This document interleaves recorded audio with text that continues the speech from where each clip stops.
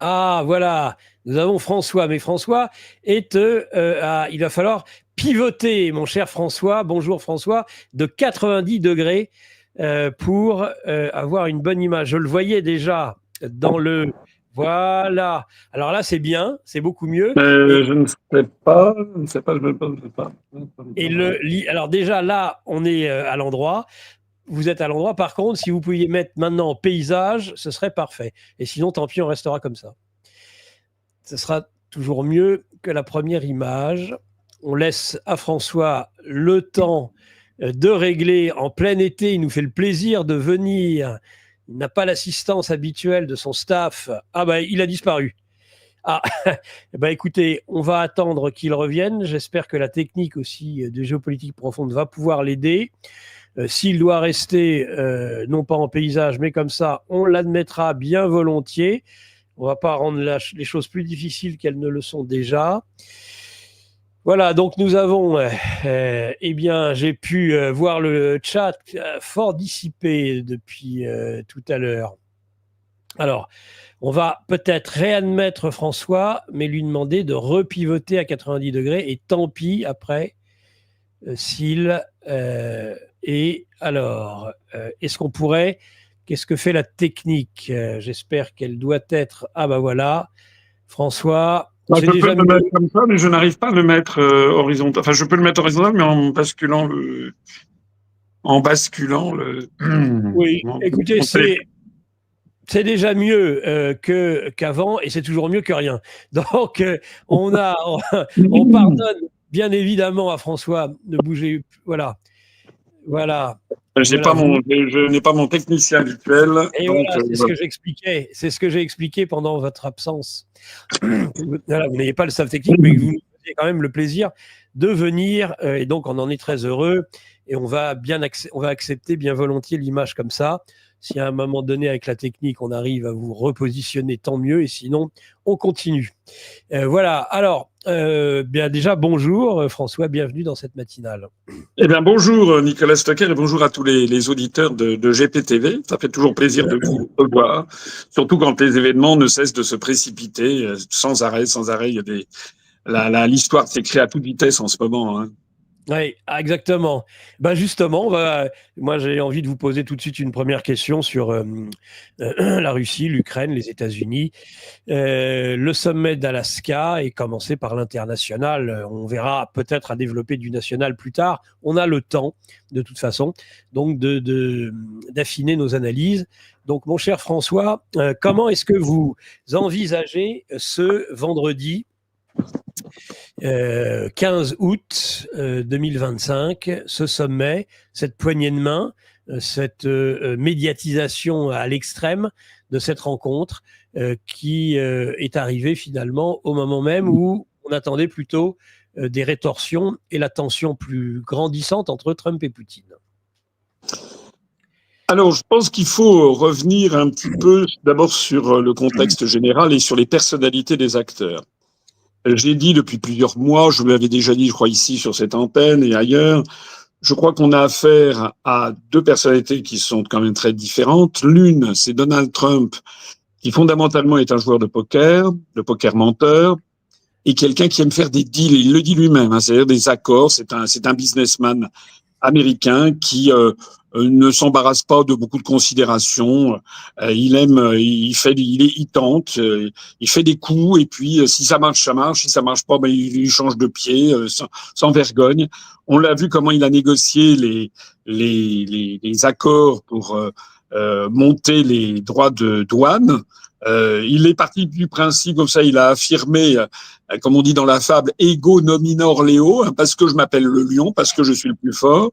Donc, il a décidé d'augmenter les droits de douane vis-à-vis de tous les pays du monde, avec lesquels les États-Unis étaient en déficit commercial, c'est-à-dire presque avec tous. Et donc, il a décidé ça, et puis tout le monde, finalement, s'est un peu plié au jeu. Il a annoncé des montants extravagants, c'était monté jusqu'à 450% avec la Chine, pour lui permettre de négocier, pour ensuite diminuer. On l'a vu aussi avec l'Union européenne, il avait menacé de 30%, puis ça a baissé à 15%, ce qui fait plutôt les affaires de l'Allemagne et d'un certain nombre de pays de l'Est, et ce qui fait, en revanche, pas les affaires de la France. On en a déjà parlé, puisque la France, quant à elle, est en déficit avec les États-Unis, mais du fait de notre appartenance à l'Union européenne, on est solidaire de cette augmentation. Donc ça, c'est Trump. Et puis, de l'autre côté, on a affaire à un joueur d'échecs. On a affaire à un monstre froid, Poutine, qui est un joueur d'échecs, extrêmement réfléchi, très intelligent. Trump aussi est intelligent à sa manière, mais c'est vraiment deux personnalités très différentes. L'un est bouillonnant, et l'autre, en revanche, est très, très, très réfléchi, très calculateur. Donc ça, c'est le premier point. Le deuxième point aussi, c'est que je pense que Trump, il a dans sa tête, je pense que moi, il me fait penser un peu à John Wayne, en fait, Trump. C'est-à-dire le cowboy bourru, mais la brute au grand cœur, voilà. C'est-à-dire comme ça, qui roule les mécaniques, qui est brutal, qui prend des décisions à l'emporte-pièce, qui fait des propos parfois scandaleux. Et puis au fond du fond, quand vous grattez, au bout du compte, vous trouvez parfois quelqu'un qui a un peu de cœur, qui a un certain cœur. En particulier, je pense que c'est honnêtement, je peux me tromper, mais je pense que c'est quand même honnêtement quelqu'un qui veut rester dans l'histoire comme étant un pacificateur. Oui. Certains disent qu'il voudrait avoir le prix Nobel de la paix, peut-être pour montrer à quel point Obama d'ailleurs ne le méritait pas, mais il faut reconnaître, on aura peut-être l'occasion d'y revenir plus tard, il faut reconnaître qu'au cours des mois qui viennent de s'écouler, il a quand même fait très très fort. Il a mis un terme en 12 jours, c'est la fameuse guerre de 12 jours, à la guerre entre Israël et l'Iran. Alors ça va peut-être recommencer. Il y a des rumeurs qui circulent comme quoi Israël voudrait réattaquer l'Iran dans quelques semaines. Mais enfin, il a quand même mis un terme à quelque chose qui pouvait dégénérer en guerre nucléaire. Deuxièmement, il a mis un terme au conflit entre la Thaïlande et le Cambodge. Au sujet de temples autour de celui de Préa-Vieillard, c'est une vieille histoire qui remonte en fait à la colonisation française de délimitation des frontières entre le Cambodge et la Thaïlande, avec des temples khmers qui ont appartenu à l'ancien empire d'Angkor, que la France avait rattaché au Cambodge. Mais bon, pour des particularités, on pourra y revenir si vous voulez, mais pour des particularités géographiques, c'est assez mal fichu. Et donc, il y avait un nouveau conflit qui était apparu entre la Thaïlande et le Cambodge. Et puis, il a passé des coups de fil et puis il a mis un terme au truc. Troisièmement, à la surprise générale, c'était il y a quelques jours, le 8 juillet, à la Maison-Blanche, il a reçu le président azerbaïdjanais, le président arménien, et il a abouti à une espèce d'accord de paix pour clore pratiquement 40 ans de conflit entre l'Arménie et l'Azerbaïdjan au sujet de l'enclave du Nakhitchevan. Alors, selon des modalités, on va peut-être aussi revenir dessus tout à l'heure, je ne sais pas, selon des modalités qui sont, disons ce qu'elles sont, une espèce de un bail amphithéotique de 99 ans d'une bande de terre qui longe la frontière iranienne, enfin, tout ça est assez... Le couloir Trump, le corridor Trump, le corridor de Saguenay qui s'appelle le corridor de Trump pour la paix internationale. Mais en définitive, peut-être que c'est porteur de conflits en germe, c'est possible. Mais en définitive, bon, il essaie de faire la paix. Et donc, c'est quand même, honnêtement, quand vous comparez à Biden, qui à part se casser la figure en montant dans les avions, n'a un bilan exactement égal à zéro. Quand vous comparez à Obama, qui a eu le prix Nobel de la paix alors qu'il a été en guerre pendant les 2 fois 4 ans, les 8 ans où il a été à la Maison Blanche, on peut dire quand même que Trump, c'est quand même un bilan qui lui mériterait haut la main le prix Nobel de la paix. Une seule de ces 3 opérations déjà lui mériterait le prix Nobel de la paix. Et là, maintenant, il y a l'affaire de l'Ukraine.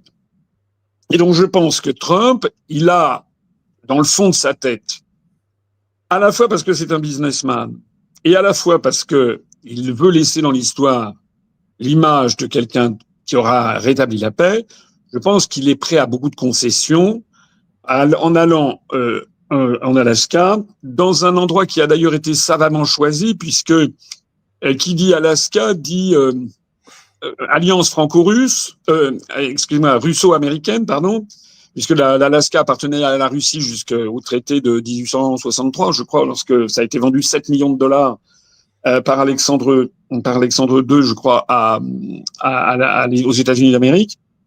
Mais l'Alaska, c'est aussi le gaz de schiste, c'est aussi des ressources en hydrocarbures dans l'océan glacial arctique, à la limite entre les eaux territoriales et la zone économique exclusive américaine et la zone économique exclusive russe. Et donc, ça se prête merveilleusement bien à une annonce qui pourrait être faite. Je ne sais pas, je ne dis pas que c'est ce qui va être fait, mais ça se prêterait particulièrement bien à une annonce sur le thème, bon, ben maintenant, tournons une page et regardons l'avenir et voyons quelles sont les coopérations en matière économique d'exploitation des hydrocarbures ou des matières premières dans l'océan glacial arctique, main dans la main, russo-américain. Et donc ça, c'est le côté businessman. Et puis le côté évidemment pacificateur, s'il pouvait revenir en disant, ben voilà, moi j'ai fait la paix, etc. Donc ça, je pense que c'est son état d'esprit.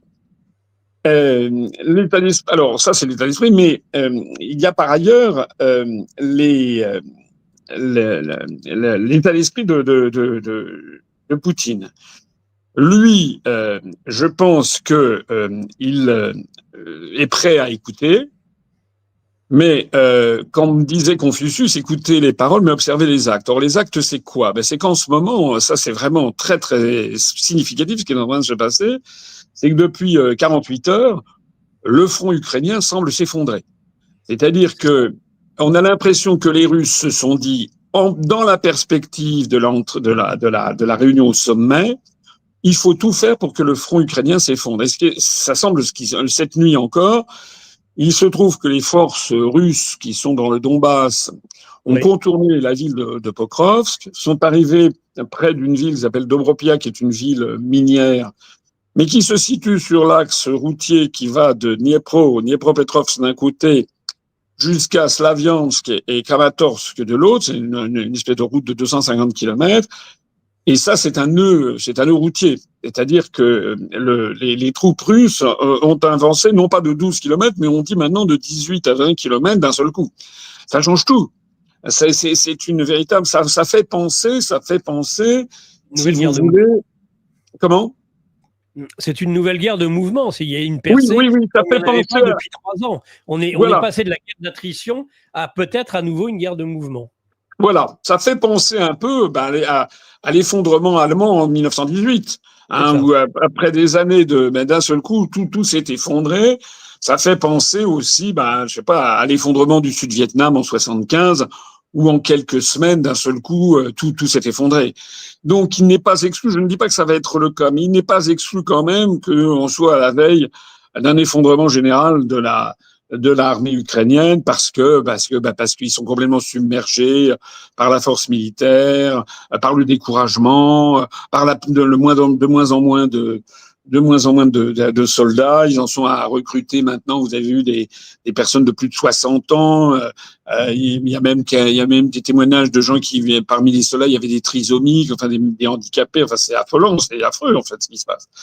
Et donc, il y a par ailleurs, alors à part quelques cinglés qui ont droit encore à la parole sur les grands médias français, qui expliquent que non, tout va bien, que l'Ukraine va se refaire, etc. Des gens style Monsieur Titelman, qui expliquent depuis des années que tout ça est que l'Ukraine ne peut pas ne pas gagner, etc. Mais en gros, à part ça, tout le monde quand même sent bien que la Russie a gagné la guerre. Bon, voilà, on le sait d'ailleurs. De toute façon, il suffit de regarder une carte. Quand vous regardez une carte, il y a 20% du territoire ukrainien qui est occupé par la Russie contre 0%.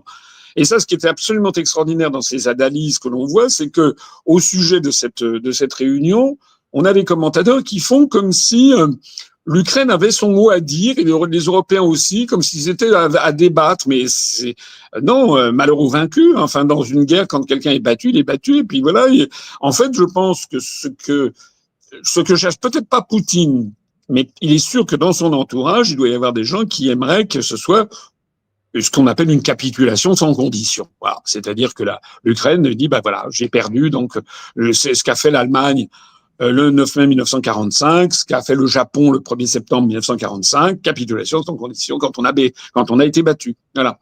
Alors, je pense que Poutine, lui, il veut toujours, à mon avis, se garder une échappatoire, et il va voir ce que lui propose Trump. Alors maintenant, il n'y a pas que les hommes, il y a aussi les structures qu'il y a derrière. Parce qu'ils sont dans une situation très, très différente. Poutine, derrière lui, il a l'État russe. Poutine, il est l'héritier d'une très longue tradition de tsar, dont je rappelle que l'un des titres, c'était tiré du grec, autokrator, c'est-à-dire quelqu'un qui est quasiment une espèce de dictateur. Enfin, c'est vraiment la monarchie absolue, hein, l'autocrate, comme on dit. Il ne tient le pouvoir que de lui-même. Voilà, exactement. Il y a quand même une très très longue tradition qui remonte à des siècles des autocrates à la tête du Kremlin ou de Saint-Pétersbourg. Et donc, il est derrière lui. Et d'après ce que l'on croit savoir, il y a à peu près peut-être 75, 80, 85% des Russes qui le soutiennent. Parce que pour la Russie, c'est une guerre absolument vitale, puisque même si ça a été caché par les médias occidentaux et en particulier en France, moi je me rappelle, j'ai fait une vidéo là-dessus au dialogue franco-russe qui a beaucoup de succès. J'expliquais, je suis pas le seul d'ailleurs, mais j'expliquais que l'objectif derrière, d'abord, c'est pas une guerre de l'Ukraine contre la Russie, c'est une guerre de l'OTAN contre la Russie. Deuxièmement, c'est pas la Russie, c'est la Russie qui était intervenue en 2022, d'accord, mais suite à toute une série d'agressions qui remontaient au moins à 2014. Et l'objectif de l'OTAN et des États-Unis qu'il y a derrière, et ils ne s'en cachent absolument pas, c'est non seulement de chasser Poutine du pouvoir, mais c'est de démembrer la Russie en une quinzaine d'États. Les cartes ont circulé, enfin bon. Donc pour la Russie, c'est vraiment un enjeu vital. C'est leur pays dont il est question. Et donc le peuple russe est connu, c'est une grande tradition des Russes, d'un peuple extrêmement courageux, d'un peuple qui est habitué à des souffrances inimaginables. La souffrance du peuple russe pendant la Seconde Guerre mondiale défie l'imagination. C'est un peuple qui au cœur de lui-même la Sainte Russie. Hein, lorsque Staline a appris que Hitler déclenchait l'opération Barbarossa et donc rompait l'alliance qu'ils avaient faite, Staline a été complètement effondré, il s'y attendait pas. Tout tyran communiste qu'il était, qu'est-ce qu'il a fait? Mais il en a appelé au souvenir, au man, hein, comme on disait sous l'Antiquité, de la Sainte Russie. Et donc, ce dictateur communiste, Staline lui-même, a appelé le peuple russe à se mobiliser au nom de la Sainte Russie de toujours. Et c'est ce qui a permis à ce peuple de vaincre Hitler, puisque ce sont les Soviétiques qui ont vaincu Hitler. Ce ne sont pas les Américains, ce sont d'abord et avant tout les Soviétiques. Et donc là c'est pareil. Là, c'est pareil, c'est-à-dire que les analystes occidentaux, en cachant tout ce qui a pu être fait depuis le Maïdan, depuis l'installation de bases de la CIA dans la foulée du Maïdan tout le long de la frontière russe, puis les persécutions contre les populations russes et russophones du Donbass, puis l'affaire de Odessa, etc., etc. Finalement, ça a convaincu le peuple russe qu'il fallait réagir, et donc je pense que Poutine, il est très largement soutenu. Il y a certainement une opposition, mais qui est une opposition, à mon avis, très résiduelle, d'autant plus quand il est en train de gagner. Donc, évidemment, les gens volent vers la victoire. Donc, je pense que Poutine peut compter sur un soutien considérable de la population russe. Et je pense qu'il n'y a pas en vue une révolution de palais. Donc, son pouvoir est très solide. Il est d'ailleurs plutôt la colombe parmi les faucons dans cette histoire. Et donc, je pense que lui, il est très sûr de lui-même. Bon. Alors que la situation de Trump est très différente, puisque Trump, lui, il est dans un pays qui est en déclin civilisationnel, en déclin dans de nombreux domaines. Il essaye de revenir au jour meilleur. Hein. Il a un petit côté, si vous connaissez l'histoire de l'Antiquité, il me fait penser parfois un petit peu à Julien l'Apostat, qui au courant du IIIe siècle avait essayé de rétablir les dieux anciens, parce que Constantin, c'est le milieu du IVe siècle, je crois. Donc lui, il avait essayé de rétablir, bon, mais malheureusement, il y a des données civilisationnelles parfois qui échappent à la volonté d'un homme. Donc lui, Trump, il essaie de rétablir, de revenir aux jours heureux de l'Amérique des années 50, quoi, hein, Make America Great Again. Le problème auquel il est confronté, c'est que les États-Unis d'Amérique sont devenus un pays encore plus éclaté qu'il ne l'était, avec non seulement un peuple très divisé, avec des immigrants venus du monde entier, mais également avec des visions du monde très très très différentes. Bon, et il n'y a pas aux États-Unis le respect pour l'autorité, je pense, aux États-Unis, comme dans tous les pays occidentaux, a beaucoup baissé. De telle sorte que les États-Unis sont devenus plus que jamais un pays polycentrique, où le pouvoir est polycentrique, et où il y a le pouvoir de la Maison-Blanche, et puis des gens qui sont auprès de Trump, qui est le pouvoir exécutif, normalement, mais il y a le pouvoir des assemblées, le pouvoir législatif, qui a toujours été un petit peu aux États-Unis, qui ne se laisse, c'est pas toujours des godillots comme en France. Hein.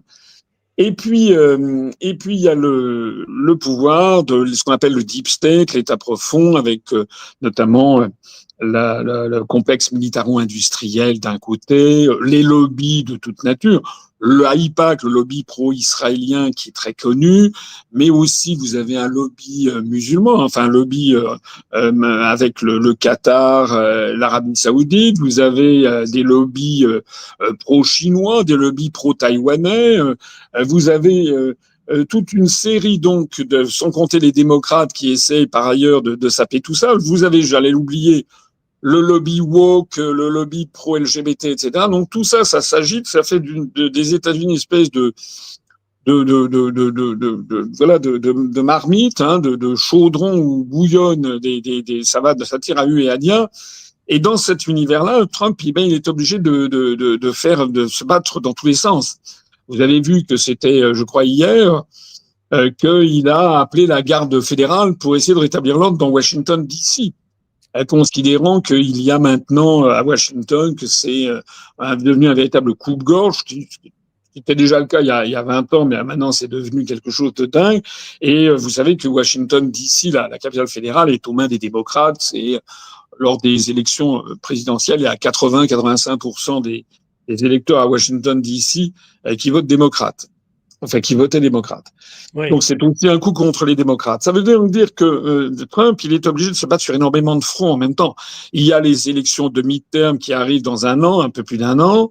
Il est en train de revoir le charcutage électoral qu'avait fait Obama. Donc, c'est la grande affaire en ce moment aux États-Unis. C'est pas tellement les affaires internationales, ça c'est ce qu'on croit quand on est à l'extérieur, mais aux États-Unis en ce moment, c'est l'affaire du redécoupage électoral des circonscriptions pour les élections de mi-terme. Donc voilà. Donc ça veut dire que Trump, il arrive là-dedans avec un agenda surchargé et puis il n'a pas d'intérêt vital dans cette affaire d'Ukraine. L'affaire de l'Ukraine, c'était une affaire qui était favorable pour BlackRock, pour Vanguard, pour qui ils ont acheté des quantités de terre en Ukraine.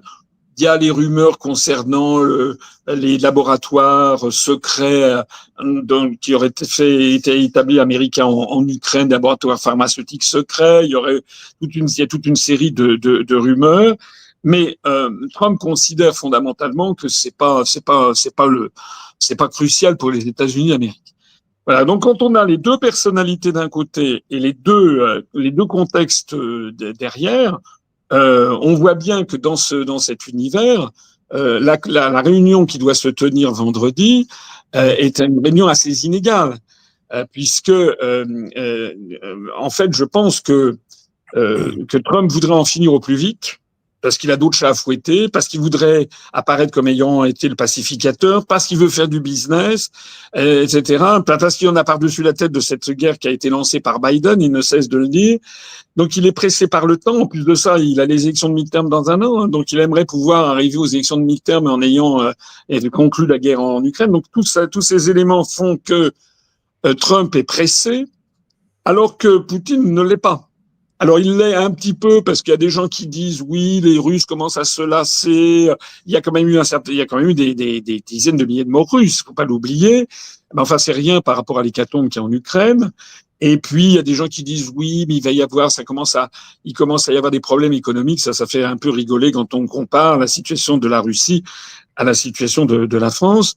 Mais Poutine, lui, il n'a pas intérêt à se presser. Et en revanche, comme le disait Confucius, écoutez les paroles, observez les actes. Les actes, c'est que il organise cette réunion, mais en même temps, là, il pousse les feux pour essayer de faire s'effondrer le front ukrainien, parce qu'on imagine que si dans les 48 heures qui viennent, vraiment, il y a des villes qui tombent les unes après les autres dans l'escarcelle russe, vous imaginez le contexte dans lequel peut se dérouler cette réunion.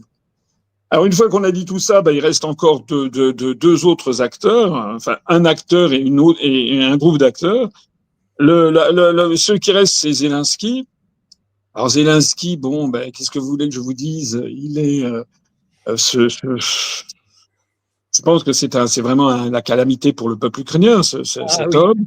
Ah, oui. Il a dit, vous avez vu, il a dit qu'il était hors de question de céder quelques territoires que ce soit, mais c'est ridicule, en fait. Il est au bout du rouleau, le front est en train de s'effondrer, 20% du territoire est déjà occupé par la Russie. La question, c'est pas de savoir s'il va récupérer les terres qu'il a perdues, la question, c'est de savoir est-ce qu'il va pas en perdre d'autres dans l'échange. Parce que moi, à mon avis, les Russes vont vouloir avoir les quatre républiques, avec Louhansk, Donetsk, Kherson, Zaporizhia. Peut-être que les Russes, s'ils poussent leur avantage, ils lorgnent peut-être aussi sur l'oblast d'Odessa, ou qui sait. C'est ça. Donc, ça serait assez logique d'ailleurs dans leur, parce que je pense que si Odessa reste en dehors d'un retour à la Russie, alors que c'est une ville russe, il y aura un sentiment un peu d'incomplétude et qui est peut-être source d'ailleurs de conflits ultérieurs. Donc le discours de Zelensky est un discours complètement déconnecté de la réalité. C'est d'ailleurs ce qu'a dit Trump, vous l'avez vu. Il a dit qu'il ne voulait pas que Zelensky soit à la réunion de vendredi en Alaska. Et il a dit, c'est assez drôle, c'est du Trump, ça c'est toujours très très direct. Il a dit que Zelensky, il a été là à toutes les réunions, il a fait toutes les réunions depuis 3 ans et il ne s'est rien passé. Donc, sous-entendu, on n'a pas besoin de Zelensky, c'est nous qui allons décider. C'est assez rigolo. Nous-mêmes, oui. Et bien alors, le dernier groupe, il y a un dernier groupe, c'est évidemment les Européens. Alors, c'est les Européens maintenant de façon un peu, comment dirais-je, en groupe. Alors, vous avez Macron, vous avez Merz, vous avez von der Leyen, vous avez Meloni, vous avez Stubb, le Finlandais, vous avez Tusk, le Polonais, et vous avez Starmer, dont on découvre d'ailleurs au passage que le Royaume-Uni, le gouvernement britannique, en fait, trahit complètement l'esprit du Brexit. Il s'acoquine systématiquement avec la diplomatie européenne. Donc ça, c'est le groupe dont malheureusement nous faisons partie et qui est en fait vraiment pathétique. Ils sont pathétiques parce qu'ils se rendent compte qu'ils ont absolument tout perdu. Voilà. L'argument qu'ils utilisent, c'est de dire il faut qu'on soit présent, il faut que Zelensky, parce qu'on ne peut pas décider de l'avenir des Ukrainiens sans les Ukrainiens. Bien sûr, dans le principe, on ne pourrait qu'acquiescer à ce propos d'apparent bon sens, mais enfin, que je sache, on décide de l'avenir des Français sans leur demander ce qu'ils en pensent. Les Français, ils ont été ponctionnés de dizaines de milliards d'euros pour donner à Zelensky, à son régime néo-nazi en Ukraine, sans qu'on ait jamais demandé aux Français s'ils étaient d'accord. Donc, pareil pour les Allemands, pareil pour les Polonais, c'est pareil pour les Anglais. Donc, ils sont les derniers du monde à dire ça. Puis par ailleurs, c'est pas nouveau dans l'histoire du monde que les peuples, on ne demande pas toujours l'avis des peuples, surtout lorsqu'une guerre se termine. À la fin de la Seconde Guerre mondiale, on n'a pas beaucoup demandé l'avis des peuples européens pour savoir dans quel camp ils allaient être placés. La France s'est retrouvée dans le camp américain. Et puis les pays de l'Est se sont retrouvés sous la coupe de Staline, et puis les frontières ont été redécoupées, et puis il y a eu des transferts de population. Les peuples, on leur a pas demandé leur avis. Donc le fait qu'on ne demande pas son avis à Zelensky, c'est normal. En définitive, il a perdu. Il pèse rien. Mais encore une fois, c'est pas une guerre de l'Ukraine contre la Russie, c'est une guerre de l'OTAN contre la Russie.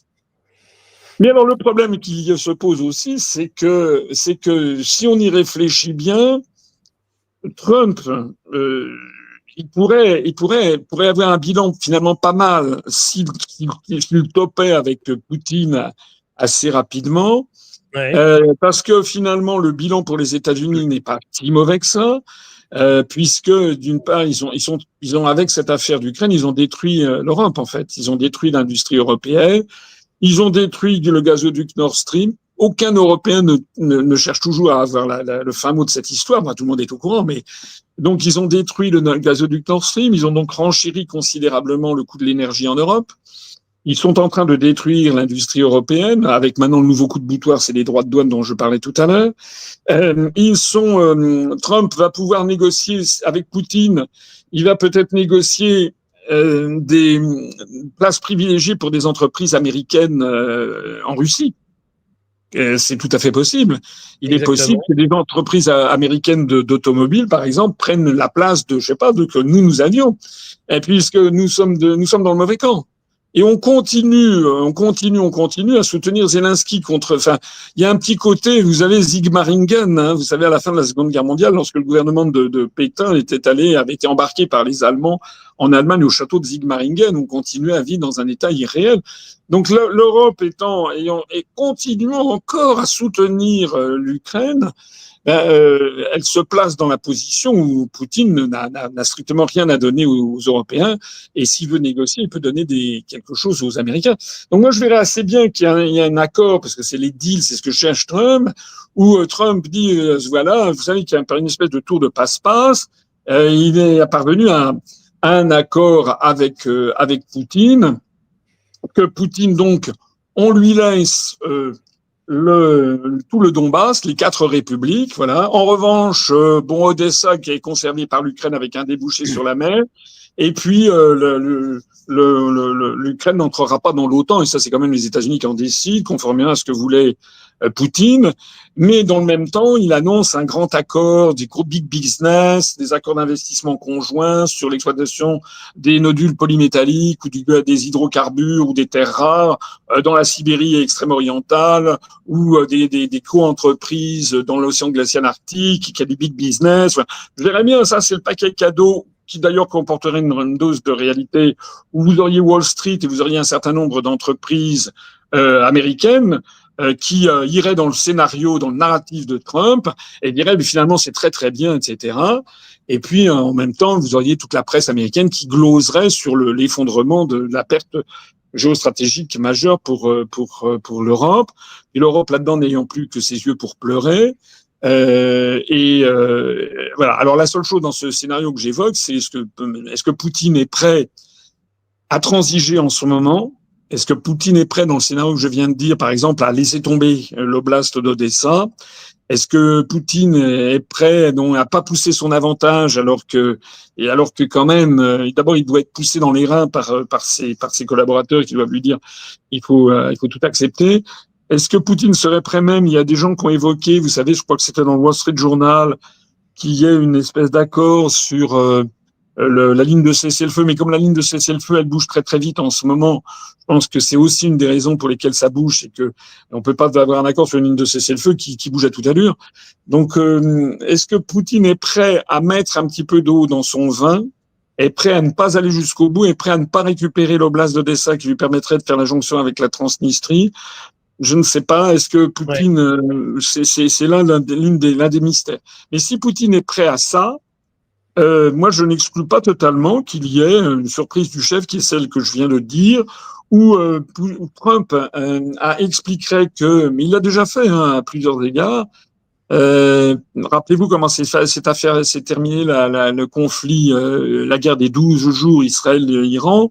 Il a quand même expliqué que l'Iran avait été écrasé, etc. Ce qui n'est pas vrai du tout. Enfin, c'était pour faire passer l'affaire. Donc là, il pourrait très bien dire que Poutine a accepté ce qu'il ne voulait pas, c'est-à-dire de ne pas toucher à Odessa, l'oblast d'Odessa, de laisser un débouché sur la mer à l'Ukraine, et puis il a accepté voilà, donc de faire des co-entreprises russo-américaine. Voilà. Et il pourrait y avoir le coup de pied de l'âne, d'ailleurs, c'est où Trump dirait qu'il refuse que l'Ukraine entre dans l'OTAN, mais que l'Ukraine, si elle le veut, peut entrer dans l'Union européenne. Ça serait le pompon, parce que ça serait nous refiler la patate chaude avec des centaines de milliards d'euros à payer pour la reconstruction de l'Ukraine. D'ailleurs, pour le plus grand profit des entreprises américaines. Ça serait certainement un truc comme ça qui serait négocié. Et puis, il y aura évidemment le départ, je pense, de Zelensky. Mais comme Zelensky est un homme extrêmement vénal, je pense qu'avec un chèque avec plusieurs zéros,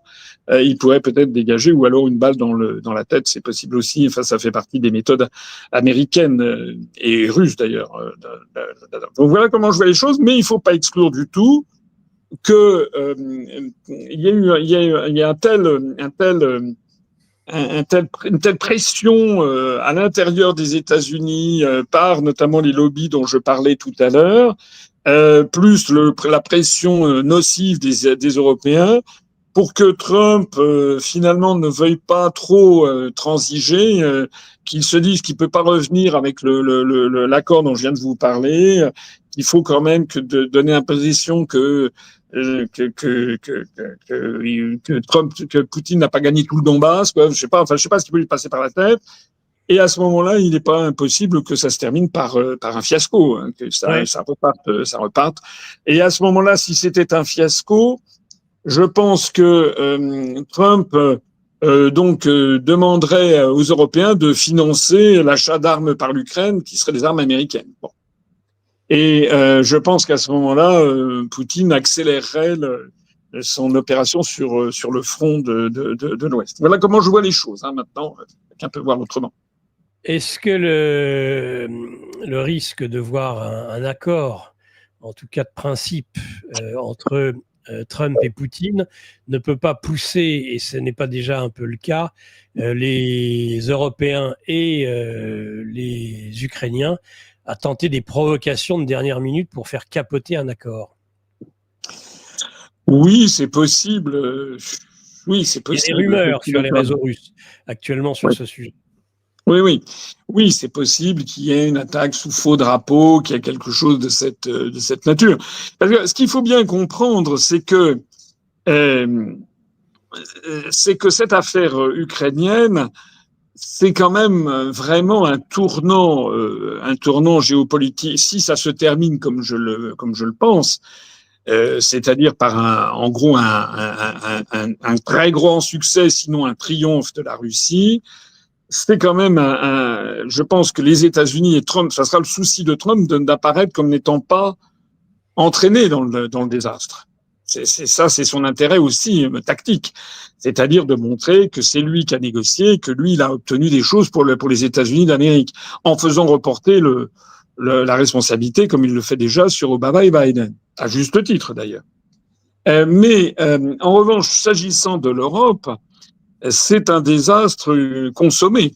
Voilà. Alors, ce que je vois dans ce genre de situation, c'est qu'effectivement, il pourrait y avoir des espèces de trucs jusqu'au boutisme, mais bon, dans la mesure, c'est éventé maintenant. On est avec Internet, on est maintenant dans une ère nouvelle de l'histoire où l'information circule à toute allure. Et puis il y a les gens, les analystes, les gens prévoient les choses à l'avance. Les gens, et ça bouge beaucoup. Puis l'expérience joue dans un tout autre domaine, dont on parlera peut-être tout à l'heure. C'est comme l'affaire du 10 septembre en France. Hein. Au moment des Gilets jaunes, il y a quelques années, ça s'était enflammé. Là, maintenant, les gens, ça va, ils ont compris qu'il y a un risque de manipulation. Enfin, moi, c'est en tout cas mon sentiment. J'ai fait une vidéo qui a été très, très vue, et on voit bien que derrière tout ça n'est pas clair du tout, ce qui se passe sur le 10 septembre. Donc, les gens, maintenant, ils commencent à avoir compris l'affaire au cours des années qui viennent de s'écouler, l'affaire de la Covid, l'affaire de l'Ukraine, etc., est en train de montrer aux gens, aux Français, même des gens qui sont pas spécialement soupçonneux, de se rendre compte qu'on leur a raconté que des mensonges, en fait. Hein, sur l'affaire de l'Ukraine, c'est toute la crédibilité des médias qui est en train de s'effondrer. Là, on le voit d'ores et déjà, je vois sur toute une série de médias, il y a des médias qui commencent à faire un grand virage à 180 degrés, comme LCI, etc., qui nous ont pendant des mois, des années, même pendant 3 ans, fait venir des généraux d'opérette, etc., qui soit étaient d'une incompétence folle, soit étaient stipendiés et payés par les États-Unis ou l'OTAN. Enfin, c'était. Mais là maintenant, après tout ce qu'on nous a raconté, si les Français et les peuples d'Europe se rendent compte que les Russes sont ceux qui ont gagné, ils se rendent compte qu'on leur a raconté des crasses. Alors, ce qui est possible, c'est que pour essayer il y a une crainte qui y a là-dedans, c'est que pour se maintenir au pouvoir, les dirigeants européens ne veulent pas admettre qu'ils ont perdu et commencent à faire tout un narratif qu'on a déjà d'ailleurs entendu sur le thème. C'est terrible ce qui se passe parce que Poutine va pas s'arrêter là. Là, il a mis la main là-dessus. On peut compter que sur nous-mêmes. Il faut absolument se mobiliser parce que après Poutine, c'est un ogre qui va vouloir manger tous les pays d'Europe. Alors que la meilleure preuve que ça ne sera pas le cas, c'est que justement Poutine ne veut certainement pas s'embarrasser de prendre la région de Lvov et tout le reste de l'Ukraine, parce qu'il sait que là, il y aurait un enlisement. Ce qu'il faut bien comprendre, c'est quand même le soubassement populaire qu'il y a derrière tout ça. Là où les troupes russes se sont installées dans le Donbass, dans Donetsk ou Kherson ou Luhansk, il y a pas de problème. Ils ont construit à toute allure des villes nouvelles. Il n'y a pas de guérilla. Ils ne sont pas en train de s'enliser. Ils sont soutenus par la population. Donc il faut toujours en revenir là. Si les Russes, ils se sont enlisés en Afghanistan, comme d'ailleurs les Américains se sont enlisés en Afghanistan, parce qu'ils étaient détestés par la population, russe comme américain. Si les Russes allaient en Pologne ou allaient dans le reste de l'Ukraine, ils s'enliseraient, parce que là, il y aurait évidemment une telle détestation de la population entre les Russes, mais ça, il est pas bête, Poutine, il l'a parfaitement compris. Et puis Poutine n'a certainement aucune envie d'aller mettre la main sur l'Europe occidentale, qu'il considère, lui, et l'ensemble des dirigeants russes comme des pays complètement dépravés, complètement en pleine décadence économique, intellectuelle, morale, civilisationnelle, éducative, culturelle. Ils ont surtout pas envie de se mêler de ce truc-là, ils ont plutôt envie de... Voilà, donc... on peut avoir ce discours qui sera un faux discours, mais qui pourrait être peut-être l'argument poussé par certains pour pousser à la roue, pour transférer encore plus de pouvoir à l'Union européenne sur le thème. Voilà, tout ça, c'est parce que l'Union européenne n'est pas assez forte. C'est le discours. Voilà, c'est le discours toujours la même chose. C'est pas de la faute de l'Union européenne, c'est parce qu'il n'y a pas assez d'Europe. Vous avez vu que c'est le discours qu'on a eu au moment de l'affaire des accords sur les droits de douane. C'est l'Europe et n'assume pas sa puissance. Et là, c'est pareil. Alors, j'en profite ici pour attirer l'attention de vos auditeurs sur cet argument qui est d'une perversité extrême. S'agissant des droits de douane, vous avez eu donc Macron qui a dit l'Europe ne s'assume pas encore comme une pleine puissance vis-à-vis des États-Unis et c'est ça. Bon. Mais il y a une carte que j'ai vue et qui est tout à fait intéressante. J'ai fait une vidéo d'ailleurs qu'on va bientôt sortir là-dessus. C'est qu'il faut savoir que l'accord Leyen-Trump, en France, tout le monde l'a dénigré, de Madame Le Pen jusqu'à l'extrême gauche. Tout le monde est contre. Tout le monde. Mais dans l'Union européenne, il y a une large majorité des États qui ont approuvé l'accord Trump-Leyen. Il faut bien le comprendre. Hein. En Allemagne, dans toute l'Europe du Nord, dans les pays de l'Est, la plupart des pays. Alors, il y a 2, 3, 4 pays il y a la France qui est pas contente, Portugal peut-être, et puis, je sais pas, la Tchéquie. Bon, mais dans la majorité des États de l'Union européenne a approuvé cet accord. C'est-à-dire que lorsque vous avez des gens comme non seulement Macron, mais toute la scène politique française, Madame Le Pen, tout Madame Knafo, Monsieur Olivier Faure, Monsieur Mélenchon, etc. Tous ces gens qui disent en fait c'est l'Europe, c'est une trahison de l'Europe, il faut que j'ai vu Olivier Faure a dit voilà, c'est encore les intérêts nationaux qui ont prévalu au lieu de l'intérêt européen. Mais ce qu'il faut bien comprendre, et c'est ça que n'arrivent pas à comprendre les Français, c'est qu'il n'y a pas un intérêt unique européen, il y a des intérêts, 27 intérêts nationaux, et que le barycentre, si vous voulez, la résultante de ces 27 intérêts nationaux, la France est quasiment dans tous les cas minorisée. Voilà. C'est-à-dire qu'on le voit encore là dans l'affaire des droits de douane, il n'y a pas un intérêt unique européen, mais l'intérêt majoritaire européen est contre l'intérêt des Français. C'est fascinant. On le voit aussi, on l'a vu sur l'affaire, c'est encore un autre exemple, l'affaire de l'acétamipride, sur l'affaire de ce, on voit que là, on voit des choses très extraordinaires, toute la scène politique, pas toute la scène politique, mais disons toute la gauche et les écologistes qui se félicitent que le Conseil constitutionnel ait censuré la réintroduction de l'acétamipride. Mais ils ne se rendent pas compte qu'on va en avoir plein les gosiers, puisque c'est non seulement dans les betteraves et les noisettes, mais aussi, vous avez vu maintenant, les graines de lin, le miel, les produits de l'apiculture, etc., etc., où la Commission européenne vient d'augmenter les doses autorisées d'acétamipride dans tous ces produits que l'on est obligé d'importer, que l'on ne peut pas interdire à l'importation. C'est incroyable. Voilà. Et les gens ne veulent pas comprendre. C'est presque enfantin. Ils n'arrivent pas à comprendre que l'intérêt de l'Europe est différent de l'intérêt majoritaire européen et l'antithèse de l'intérêt de la France. C'est fascinant. Alors là, c'est la même chose. J'ai vu, par exemple, là, je regardais des réseaux sociaux, il y a quelqu'un, je ne sais plus quel journal, dans un forum, qui disait, oui, cette affaire de l'Ukraine, ça prouve que ce qui manque à l'Europe n'est pas assez fort, il faudrait absolument une Europe fédérale avec un homme qui soit à la tête de ça, qui dirige ça, comme les États-Unis, quoi, en gros. Et ce qu'il faut bien comprendre, c'est que la personne qui dit ça ne se rend pas compte que si c'était le cas, ben ça s'appelle ça. On a déjà vu le système dans l'histoire. Ça serait un quatrième Reich, et que la personne qui dirigerait l'Europe, ça serait pas la France.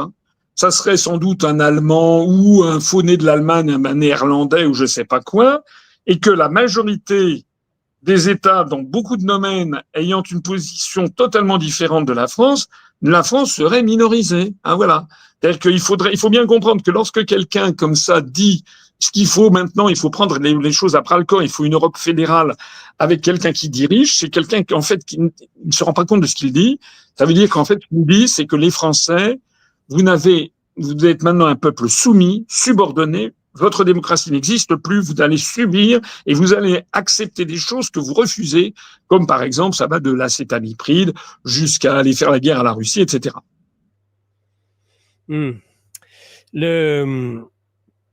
Est-ce que finalement, pour terminer un peu le chapitre tout de même ukrainien, et y revenir une dernière fois, de façon un peu cynique, on pourrait dire, tant mieux si les lignes de défense ukrainiennes sont enfoncées, tant mieux si la défaite est la plus lourde possible pour les otano-kieviens, parce que même si le narratif, qui de toute façon va nous être servi du fait qu'il faut renforcer l'Europe, parce que certes, il y a cet accord avec les Américains, mais il n'est pas satisfaisant et il faudra y revenir.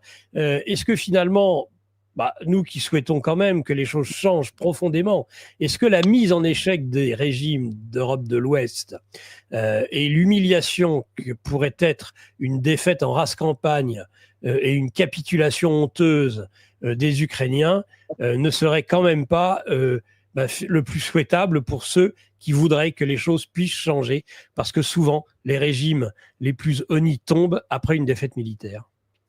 Je suis assez d'accord avec vous. Je ne vais pas pleurer. Si le régime ukrainien s'effondre, je ne vais pas pleurer. Voilà. Parce que ce qu'il faut bien voir dans toute cette affaire, c'est que là-dedans, ce qui est triste, et c'est, je crois, ce que mesure bien quelqu'un comme Trump, c'est pour ça que je parlais tout à l'heure de la brute au bon cœur, c'est que je pense que Trump, il est quand même sensible au sort qui a été fait au peuple ukrainien. Parce que c'est horrible, c'est horrible. Le peuple ukrainien qui a soutenu un type Zelensky, ils avaient le sentiment d'avoir derrière eux toute l'Union européenne, plus les États-Unis, plus l'OTAN. Et donc, face évidemment à la Russie, ils se sentaient un peu forts. Mais en fait, ils se sont pas rendus compte que c'était de plus en plus ce que les Chinois appelaient des tigres de papier dans les années 60. C'est-à-dire que l'Union européenne elle n'est forte qu'en apparence, que sur le papier, mais en fait, elle est percluse de conflits internes, etc., de problèmes économiques monstrueux, d'une guerre civile rampante qui est en train de se développer, mais pas avec les Russes, hein, c'est avec les pays, avec le nombre de migrants et avec des gens qui jettent de l'huile sur le feu sur les questions migratoires, plus une politique migratoire de l'Union européenne qui est absolument folle. Si vous demandez à l'homme de la rue en France, quelle est la principale menace en France? Est-ce que c'est les islamistes ou est-ce que c'est la Russie? Vous verrez le résultat. Vous aurez 95% des Français qui diront que ce sont les islamistes. C'est la réalité, ou 90%. Donc, vous avez Et alors, vous avez des gens comme Zemmour et Knafo qui jettent de l'huile sur le feu dans cette direction. De l'autre côté, vous avez Mélenchon et Émeric Caron et Rima Hassan qui jettent de l'huile sur le feu contre Israël. Donc, il y a beaucoup de forces qui se mettent en place pour essayer d'aboutir quasiment, c'est à croire qu'ils le souhaitent, à une guerre civile en France. Vous avez vu d'ailleurs ce rapport fait par un universitaire, je ne sais plus, c'est britannique, qui a dit qu'il y avait quand même un très fort pourcentage de risque de guerre civile en Angleterre et en France, hein, dans les années qui viennent. Donc moi, c'est ça qui devrait être, à mon avis, la principale préoccupation d'un dirigeant français.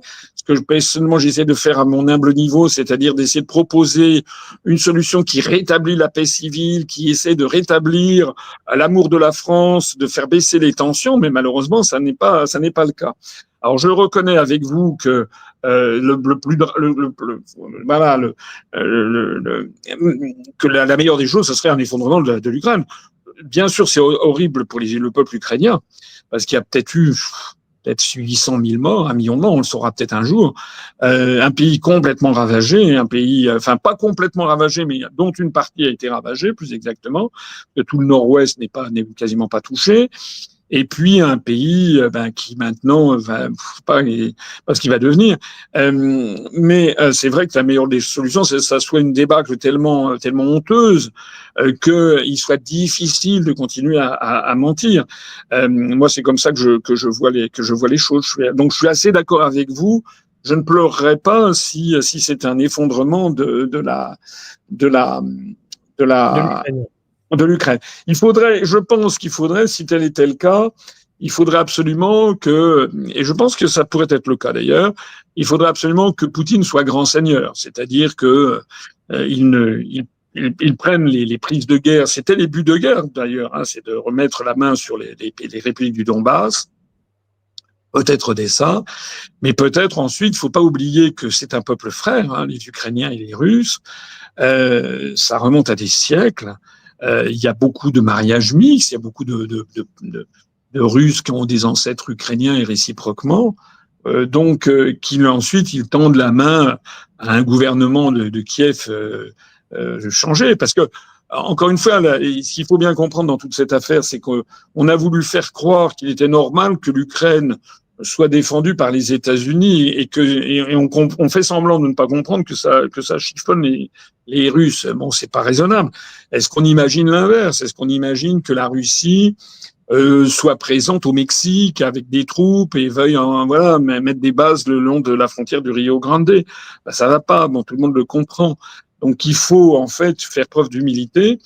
J'espère que dans tout ça, c'est effectivement l'ensemble de l'édifice européen qui, normalement, devrait être remis en cause et s'effondrer. Sauf que cet édifice européen est de moins en moins une démocratie, de plus en plus un univers orwellien et totalitaire. Peut-être aller voir un petit peu ce qui se passe au Proche-Orient maintenant, avec ce que l'on voit est sidérant. L'assassinat, là encore, dernièrement, de 5 journalistes d'Al Jazeera. Pour en tuer un, ils en tuent 5. Celui qu'ils tuent, c'est déjà en soi problématique, mais les effets collatéraux, c'est, semble-t-il, quelque chose qui ne dérange plus du tout Israël. La critique et la dénonciation internationale n'est pas particulièrement virulente. On est sur cette acceptation symbolique de la création d'un État, enfin, de la reconnaissance, pardon, d'un État palestinien, alors qu'il n'existe pas, en l'occurrence, aujourd'hui. Quelle qu'est-ce que vous inspire la situation au Proche-Orient, la volonté de mainmise d'Israël sur l'ensemble de la bande de Gaza, la volonté de plus en plus manifeste d'expulser, de foutre dehors, excusez-moi l'expression, passez-moi l'expression, l'ensemble des Palestiniens de Gaza. Alors, s'agissant de la reconnaissance de l'État palestinien, je ne suis pas tout à fait d'accord avec ce que vous venez de dire, parce qu'il y a quand même un État palestinien situé dont la capitale est, enfin, le gouvernement c'est celui de Mahmoud Abbas à Ramallah en Cisjordanie. Bon, je suis d'accord avec vous que c'est un État qui est flageolant. Il n'a pas vraiment toute une administration et autres. Enfin, c'est un peu comme la France libre, plus que la France libre. C'est quand même. Et c'est pas rien quand même la reconnaissance de l'État palestinien. C'est pour ça d'ailleurs que moi c'était dans mon programme dès 2011. C'était dans mon programme en 2017, en 2022. Donc moi, lorsque Macron a annoncé, là, je ne pense pas qu'il puisse faire machine arrière. Et lorsque Macron a annoncé qu'il reconnaissait et qu'il allait reconnaître, il avait profité de la réunion de l'Assemblée générale des Nations Unies en septembre à New York, puisque à cette occasion, tous les chefs d'État ou de gouvernement ou les ministres des Affaires étrangères de tous les pays membres des Nations Unies, c'est 190 pays à peu près, défilent à la tribune de l'Assemblée générale. Chacun fait un discours d'un quart d'heure, 20 minutes. Bon. Donc ça prend plusieurs semaines et il se succède. Donc là, Macron va y aller et donc normalement, il devrait à cette occasion annoncer officiellement, enfin il l'a déjà annoncé officiellement, la reconnaissance par la France de l'État palestinien. Donc moi, j'ai approuvé puisque je suis honnête, je suis droit, je suis juste. C'est pas parce que Macron va dire le soleil se lève à l'est que je vais dire que c'est faux. Donc là, lorsque Macron a dit qu'il allait reconnaître l'État palestinien, moi je l'ai approuvé. Au passage d'ailleurs, on notera que dans la droite et l'extrême droite française, tout le monde a désapprouvé. Je vois que M. Bardella a dit que c'était tout à fait prématuré. M. Bardella, qui a 28 ans, il a encore le biberon à la bouche. Il ne connaît rien. Non, mais il connaît rien à rien. Non, c'est pas du tout prématuré. C'est au contraire beaucoup trop tardif, en fait. Je suis d'accord avec ce que disait votre interlocuteur précédent. Ça fait des années. Moi, ça fait, dès 2011, ça fait déjà 14 ans que nous étions dans le programme de l'UPR de reconnaître l'État palestinien, dont je rappelle qu'il a été créé officiellement par une assemblée générale du Parlement palestinien en exil avec l'OLP à Alger en 1988. Et je rappelle qu'aujourd'hui, il y a 140 États du monde, 145 États du monde sur 193 membres des Nations Unies. Il y en a 145 qui reconnaissent l'État palestinien, dont tous les grands mastodontes en termes de population. La Chine, l'Inde, la Russie, le Brésil, le Nigeria, le Mexique, l'Indonésie, le Pakistan, le Bangladesh, etc. C'est-à-dire qu'il y a 85% de la population planétaire et 76% des États du monde qui reconnaissent l'État palestinien. Faut vraiment se rendre compte du truc. Alors c'est pas totalement symbolique parce que ça donne un sens à la solution à deux États, qui est une solution c'est actuellement le droit international public pose qu'il doit y avoir deux États. Et moi, dans mon programme que j'ai eu l'occasion d'expliquer 10 fois, moi, je me colle au droit international public. C'est d'ailleurs la tradition française d'essayer de faire prévaloir le droit. Donc, le droit, c'est quoi? C'est qu'il devrait y avoir deux États sur cette terre. L'État d'Israël, que la France reconnaît depuis 1948, et l'État palestinien, que la France ne reconnaît toujours pas en 2025, et ça devrait être fait. L'État d'Israël devrait restituer à l'État palestinien l'ensemble de la Cisjordanie occupée, ainsi que la bande de Gaza, et les deux États devraient coexister avec Jérusalem étant la capitale des deux États. Jérusalem-Ouest pour l'État d'Israël, Jérusalem-Est pour l'État palestinien. Et moi, c'est ce que je ne cesse de dire. Entre les deux, il faudrait, à mon avis, mettre une zone tampon de quelques centaines de mètres où il y aurait éventuellement une espèce de no man's land avec des soldats de l'ONU, si tant est que c'est possible de le faire. C'est pas forcément possible partout. Bon, ça, c'est le droit international. À partir du moment où la France, comme tous les pays, assujettis aux États-Unis, parce que quand je dis qu'il y a 193 États aux Nations Unies et qu'il y en a 140 et quelques qui reconnaissent l'État palestinien, Ceux qui ne reconnaissent pas l'État palestinien, ben, ce sont les vassaux des États-Unis d'Amérique qui se repèrent au fait qu'ils sont membres de l'OCDE, l'Organisation de développement économique, vous savez, dont le siège est au château de la Muette à Paris.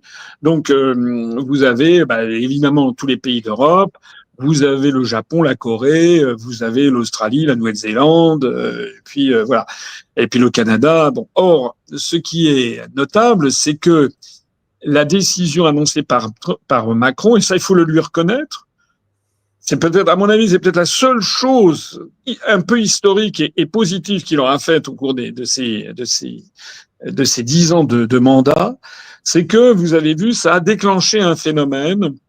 C'est-à-dire que dans la foulée, il y a l'Australie qui vient de l'annoncer à son tour, la Nouvelle-Zélande, le Canada, plus toute une série d'autres petits pays qui ont dit qu'ils allaient reconnaître l'État palestinien. C'est-à-dire que le nombre d'États qui ne reconnaissent pas l'État palestinien va devenir de plus en plus faible, en fait. Et puis il ne pourrait bientôt plus y avoir que Israël et les États-Unis, quoi. Plus quelques États fantoches un peu dans le Pacifique Sud, du style la Fédération des États de Micronésie ou des États qui sont en fait subventionnés par les États-Unis d'Amérique. Bon, mais ça c'est quand même un point quand même très très très important. Alors maintenant, le problème que vous évoquez, c'est que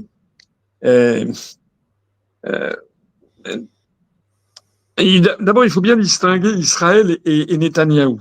Israël et le Likoud, c'est pas pareil. En Israël, c'est quand même une démocratie. D'ailleurs, comme l'a dit votre interlocuteur auparavant, il avait raison. La presse israélienne est souvent plus transparente et objective que la presse française sur Israël. Ah oui, c'est sûr. En France, c'est absolument hallucinant de voir, même par exemple sur l'affaire de la reconnaissance de l'État palestinien, vous avez en France des gens du style Bernard-Henri Lévy, Arnaud Klarsfeld, des gens comme ça qui défilent à la télévision, etc., pour expliquer que c'est quasiment antisémite de dire ça. Mais ce qui est quand même incroyable, c'est que vous avez des voix autorisées de juifs israéliens qui sont les premiers à le dire. J'ai cité Elie Barnavi, l'ancien ambassadeur d'Israël en France dans les années 2000, qui est quelqu'un de très bien, que j'avais rencontré une fois dans un colloque, qui est vraiment un homme de grande qualité, qui est d'origine roumaine, c'est un professeur d'université. Il est le premier à avoir félicité Macron d'avoir d'avoir annoncé ça. Vous avez des écrivains, vous avez la gauche israélienne, vous avez des ONG de droits de l'homme qui sont les premières à critiquer le régime de Netanyahou. Donc le problème, c'est que Netanyahou, qui est un homme politique de très très très retors et qui est une bête politique, si j'ose dire, au cours des 36 dernières années, il a été Premier ministre pendant à peu près un tiers du temps. On en est au gouvernement Netanyahou 6. Je sais pas. Alors, il a été dans l'opposition, puis après il revient, il est insubmersible. Et donc, en l'espace au cours du tiers de siècle qui s'est écoulé, il a très largement imprimé sa marque à l'État d'Israël, sa marque étant celle, en fait, de l'extrême droite, avec une extrême droite représentée par 2-3 ministres, les fameux notamment Bezalel Smotrich et Itamar Ben-Gvir, qui sont en fait des gens qui ont une vision absolument messianique maintenant de l'État d'Israël et considèrent que c'est leur devoir. D'ailleurs, Netanyahou l'a dit pas plus tard qu'hier, je crois, ça a été relevé dans la presse, qu'il a un rôle historique, messianique, c'est de créer Eretz Israël, le grand Israël. Alors là, c'est tout à fait autre chose encore, puisque le Grand Israël, tel que prévu, dont le registre cadastral se trouve dans l'Ancien Testament, dans la Torah, semble-t-il, c'est que Israël devrait agglutiner à lui pas seulement la bande de Gaza, pas seulement la Cisjordanie, mais également tout l'est de l'Égypte, l'est à partir du Nil, c'est-à-dire le Sinaï et toute la partie orientale de l'Égypte, devrait le nord de l'Arabie saoudite, l'entièreté de la Syrie, l'entièreté de la Jordanie et tout l'ouest de l'Irak, à l'ouest de l'Euphrate. Alors peut-être pas toute la Syrie, peut-être en tout cas le sud de la Syrie. Voilà. Donc c'est une vision délirante. c'est une vision délirante qui, à mon avis, de toute façon, ne pourra pas avoir lieu parce que l'Égypte est quand même maintenant un pays très puissant. Il y a plus de 100 millions d'habitants, a un traité de paix très solide avec l'État hébreu, a une armée qui s'est développée. Donc déjà, ça ne marchera pas. L'Arabie Saoudite, ça ne marchera pas non plus. Je pense que il ne faut pas oublier que c'est tenu à bout de bras par les États-Unis d'Amérique. En revanche, ce qui est vrai, c'est que Israël peut très bien montrer son appétit pour englober non seulement la bande de Gaza, mais la Cisjordanie. D'ailleurs, les implantations constantes de colons violent le droit international. Et vous avez vu que la Knesset a voté il y a quelques jours à 60% l'intégration dans Israël de la Cisjordanie, c'est-à-dire violant ouvertement les résolutions du Conseil de sécurité de 1967. C'est une chose que de ne pas respecter la 242, c'était la restitution des territoires occupés. C'en est une autre que de faire entrer directement, c'est de considérer que ça fait partie de l'État d'Israël. Et puis, il y a le sud de la Syrie, avec ce régime, en fait, qui se révèle comme prévu, un régime criminel qui va certainement être pire que le régime de Bachar el-Assad, qui a été tant décrié par les médias occidentaux. Et donc, le sud de la Syrie qui serait démembré au profit d'une espèce de protectorat israélien peut-être, avec des Druzes et puis peut-être même une intégration dans l'État d'Israël. Et puis peut-être une partie de l'Irak l'Irak ne se porte pas fort. Enfin voilà. Donc il y a des projets de cette nature qui ne peuvent qu'entraîner de plus en plus de conflits constants en fait. Voilà. Donc alors vous avez vu qu'il y a eu hier dans le journal Le Monde la publication d'une tribune signée par 35 anciens ambassadeurs de France, qui estime que la France ne fait pas son devoir et que son devoir serait d'être beaucoup plus ferme vis-à-vis de Netanyahou et d'exiger qu'il y ait des sanctions qui soient prises contre l'État israélien, notamment en matière d'importation, d'exportation d'armes, également la CPI, parce qu'il ne faut pas oublier quand même que la CPI a lancé un mandat d'arrêt international contre Netanyahou, etc. Mais voilà un petit peu le cas de figure. Bon, là encore une fois, l'Europe est très molle. Tout le monde sait très bien pourquoi l'État d'Israël et le gouvernement Netanyahou se permet de faire ce qu'il fait, c'est-à-dire effectivement le souvenir de la Seconde Guerre mondiale, plus les lobbies très puissants pro-israéliens qu'il y a en Occident, font qu'il y a une espèce de tétanie face à ça. Et ce qui est grave, c'est que il y a toujours des conséquences aux choses. C'est d'ailleurs dans le livre de la Bible, dans le livre des Proverbes, c'est le Proverbe, le chapitre 22. C'est-à-dire qu'il y a toujours des conséquences aux choses. C'est-à-dire que en fait, le Netanyahou est en train de dynamiser au niveau planétaire un rejet absolument phénoménal, non seulement d'Israël, mais du coup du monde juif, des Juifs. Donc il est un formidable catalyseur de l'antisémitisme que par ailleurs il dénonce. Et ça c'est quand même très grave parce que tous les Juifs ne sont pas du tout d'accord avec Netanyahou. Il y a beaucoup de Juifs. Je rappelle que Netanyahou, avant le 7 octobre, il était quasiment sur le départ. Il avait quand même, il a en ce moment, il y a des gros problèmes en Israël avec la procureure générale qu'il a virée. Enfin, parce qu'il veut c'est un tyran. Il veut mettre tout le monde à sa botte. Et donc, il y a quand même une forte opposition israélienne. Et dans la diaspora, vous avez peut-être vu ces manifestations aux États-Unis. Aux États-Unis, vous avez beaucoup de Juifs qui sont des Juifs anti-sionistes. Enfin, donc, il est en train de mettre dans le même sac, et ça, c'est pas bon. C'est pas bon parce que maintenant, à croire Israël, tout le monde est antisémite, quoi. La Chine, le Japon, l'Australie, la Guardia Civile espagnole, la compagnie aérienne Vueling, un contrôleur aérien à l'aéroport de Paris. Enfin, tout le monde. Ça devient pathologique, en fait. C'est l'espèce que si vous n'êtes pas d'accord avec la politique de Netanyahou, vous êtes antisémite. Donc ça, c'est le problème, c'est qu'à force de jouer à ça, des esprits un peu faibles se disent oui, très bien, oui, je suis antisémite. C'est ça le risque. Hein. Donc beaucoup de juifs de la diaspora, il y a beaucoup de juifs qui sont d'accord avec ce que je dis. Hein. Il y a beaucoup de juifs qui disent qu'il faut que Netanyahou est devenu un grand danger pour la diaspora et pour l'État d'Israël lui-même. C'est pour ça que ça fait penser, vous savez, à cette phrase que j'aime bien de Gaulle, quand de Gaulle avait dit, en parlant non pas d'Israël, mais en parlant des Américains, en disant les Américains devraient comprendre que leur meilleur allié est celui qui sait leur dire non. Voilà. Eh bien là, je pense que les Israéliens devraient comprendre que ça va beaucoup trop loin. Ça va beaucoup trop loin, là, ces assassinats de journalistes. Alors je vois, sur les réseaux sociaux, il y a toujours des gens qui disent oui, mais non, en fait, c'est un agent du Hamas, etc. Bon. On sort une photo où on voit le journaliste en question qui était avec, je sais plus comment il s'appelait, Yahwa, je sais plus quoi, le chef du Hamas. Vous voyez, oui, mais d'accord, mais on peut sortir tellement de photos dans tous les sens. Il y a des gens que j'ai vus qui sortaient des photos. On voit Laurence Ferrari avec Netanyahou. Mais c'est pas le problème. Le problème, c'est que soit il y a quand même un respect de la personne humaine, un respect des journalistes.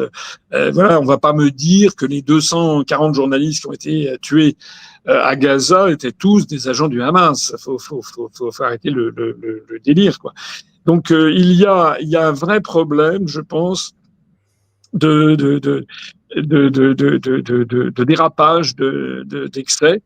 Et alors ça, c'est vieux depuis que le monde est monde. Hein. C'est ce que les anciens Grecs et Romains appelaient la succession de hubris et némésis. Hein. Hubris, c'est la folie des grandeurs, et qui est toujours suivi par némésis, la vengeance. Voilà. C'est-à-dire, Napoléon, c'est ce qui lui est arrivé. Hein. Napoléon, il avait jusqu'au jour où il avait tellement eu l'ogre de l'Europe, hein, comme ils l'appelaient les Anglais, il a fini par chuter, voilà, avec la campagne de Russie. Pareil pour Hitler, c'est pareil. Il avait le triomphe d'Hitler en été 40 est quelque chose d'extraordinaire dans l'histoire de l'humanité. Et puis 4 ans après, c'est terminé. Donc il a chuté lui aussi, notamment dans son offensive contre la Russie. Et donc il faut comprendre, les Israéliens devraient comprendre qu'il faut qu'ils arrêtent ça maintenant. Il faut qu'ils arrêtent parce que sinon, il va y avoir vraiment, on ne sait pas comment. Hein, c'est comme une espèce de vengeance des dieux, vengeance céleste. Hein, eh bien, il y aura des conséquences qui commencent à se voir d'un peu partout. Alors, peut-être maintenant aller pour finir ces entretiens sur la France. Vous avez commencé un peu à parler du gouvernement des juges concernant les pesticides, et puis il y a les décisions prises aussi sur les criminels, les dangers étrangers, et sur l'allongement de la durée administrative de rétention, qui montre ce gouvernement des juges, indéniablement, qui ne se met pas en place, c'est pas nouveau, mais qui prend maintenant des proportions où finalement, que ce soit sur la charte de l'environnement dans un cas, que ce soit sur une appréciation de principe de liberté publique dans l'autre, vous arrivez finalement à un pouvoir considérable. Et je note qu'on ne comprend pas trop pourquoi le Front National, le Rassemblement National de Marine Le Pen peut se plaindre de la position du Conseil constitutionnel, puisqu'ils ont fortement contribué par leur abstention à l'élection du président du Conseil constitutionnel, dernièrement nommé par Emmanuel Macron. Alors, sur ce dernier point, vous avez tout à fait raison. C'est d'ailleurs très cruel pour le RN et pour les gens qui votent pour Madame Le Pen, puisque si Richard Ferrand a été nommé président du Conseil constitutionnel, c'est grâce au RN. Vous l'avez rappelé, c'est parce que le RN n'y a pas fait obstacle. Ils auraient voté contre, ça ne marchait pas. Et donc Macron aurait été obligé de trouver quelqu'un d'autre. Or, pour la petite histoire, c'est un petit peu la petite histoire, mais c'est quand même assez révélateur et assez ravageur. Il faut savoir que la décision dont vous parlez, qui a été cassée par le Conseil constitutionnel, de passer de 90 à 210 jours la mise en détention, le délai maximum de détention des OQTF ou des gens qui sujet dangereux. Elle a été adoptée à une voix près, qui est celle de Ferrand. Voilà. C'est-à-dire qu'on l'a su après coup parce que le Conseil constitutionnel était très divisé là-dessus. Et si Ferrand n'avait pas voté dans ce sens-là, ça ne passait pas. Donc on peut dire que cette décision a été prise en fait grâce au RN. Voilà. Ah oui. Ça, faut vraiment le dire. C'est très important à comprendre parce que là on touche à un problème de fond sur les Français vis-à-vis de la politique. Les Français, malheureusement, c'est un peuple. Il y a quand même de plus en plus de gens maintenant qui sont un peu déniaisés, hein, notamment grâce à GPTV, grâce à toutes les chaînes de radio et de télévision sur le web, la web TV, tous les médias alternatifs comme UPR TV. Donc on fait un travail qui est important pour montrer aux Français le dessous des cartes. Mais malheureusement, il y a encore énormément de gens et alors je le dis d'autant plus pour vous que je crois que ça fait 1 an que vous faites. On fête cette semaine l'anniversaire des 1 an, voilà, de la matinale de géopolitique. Voilà, de la matinale. Donc je vous souhaite un joyeux anniversaire. Donc vous faites un très bon travail sur ces questions. Malheureusement, il y a beaucoup de Français qui croient encore, qui croient qui croient encore les médias. Enfin, faut dire, voilà, qui croient que ce que disent les médias, au fond, ils savent que ce que les médias leur mentent, mais bon, au fond, c'est quand même, voilà. Au fond, ils font quand même encore confiance parce qu'ils n'ont pas l'idée d'aller se renseigner ailleurs. Voilà.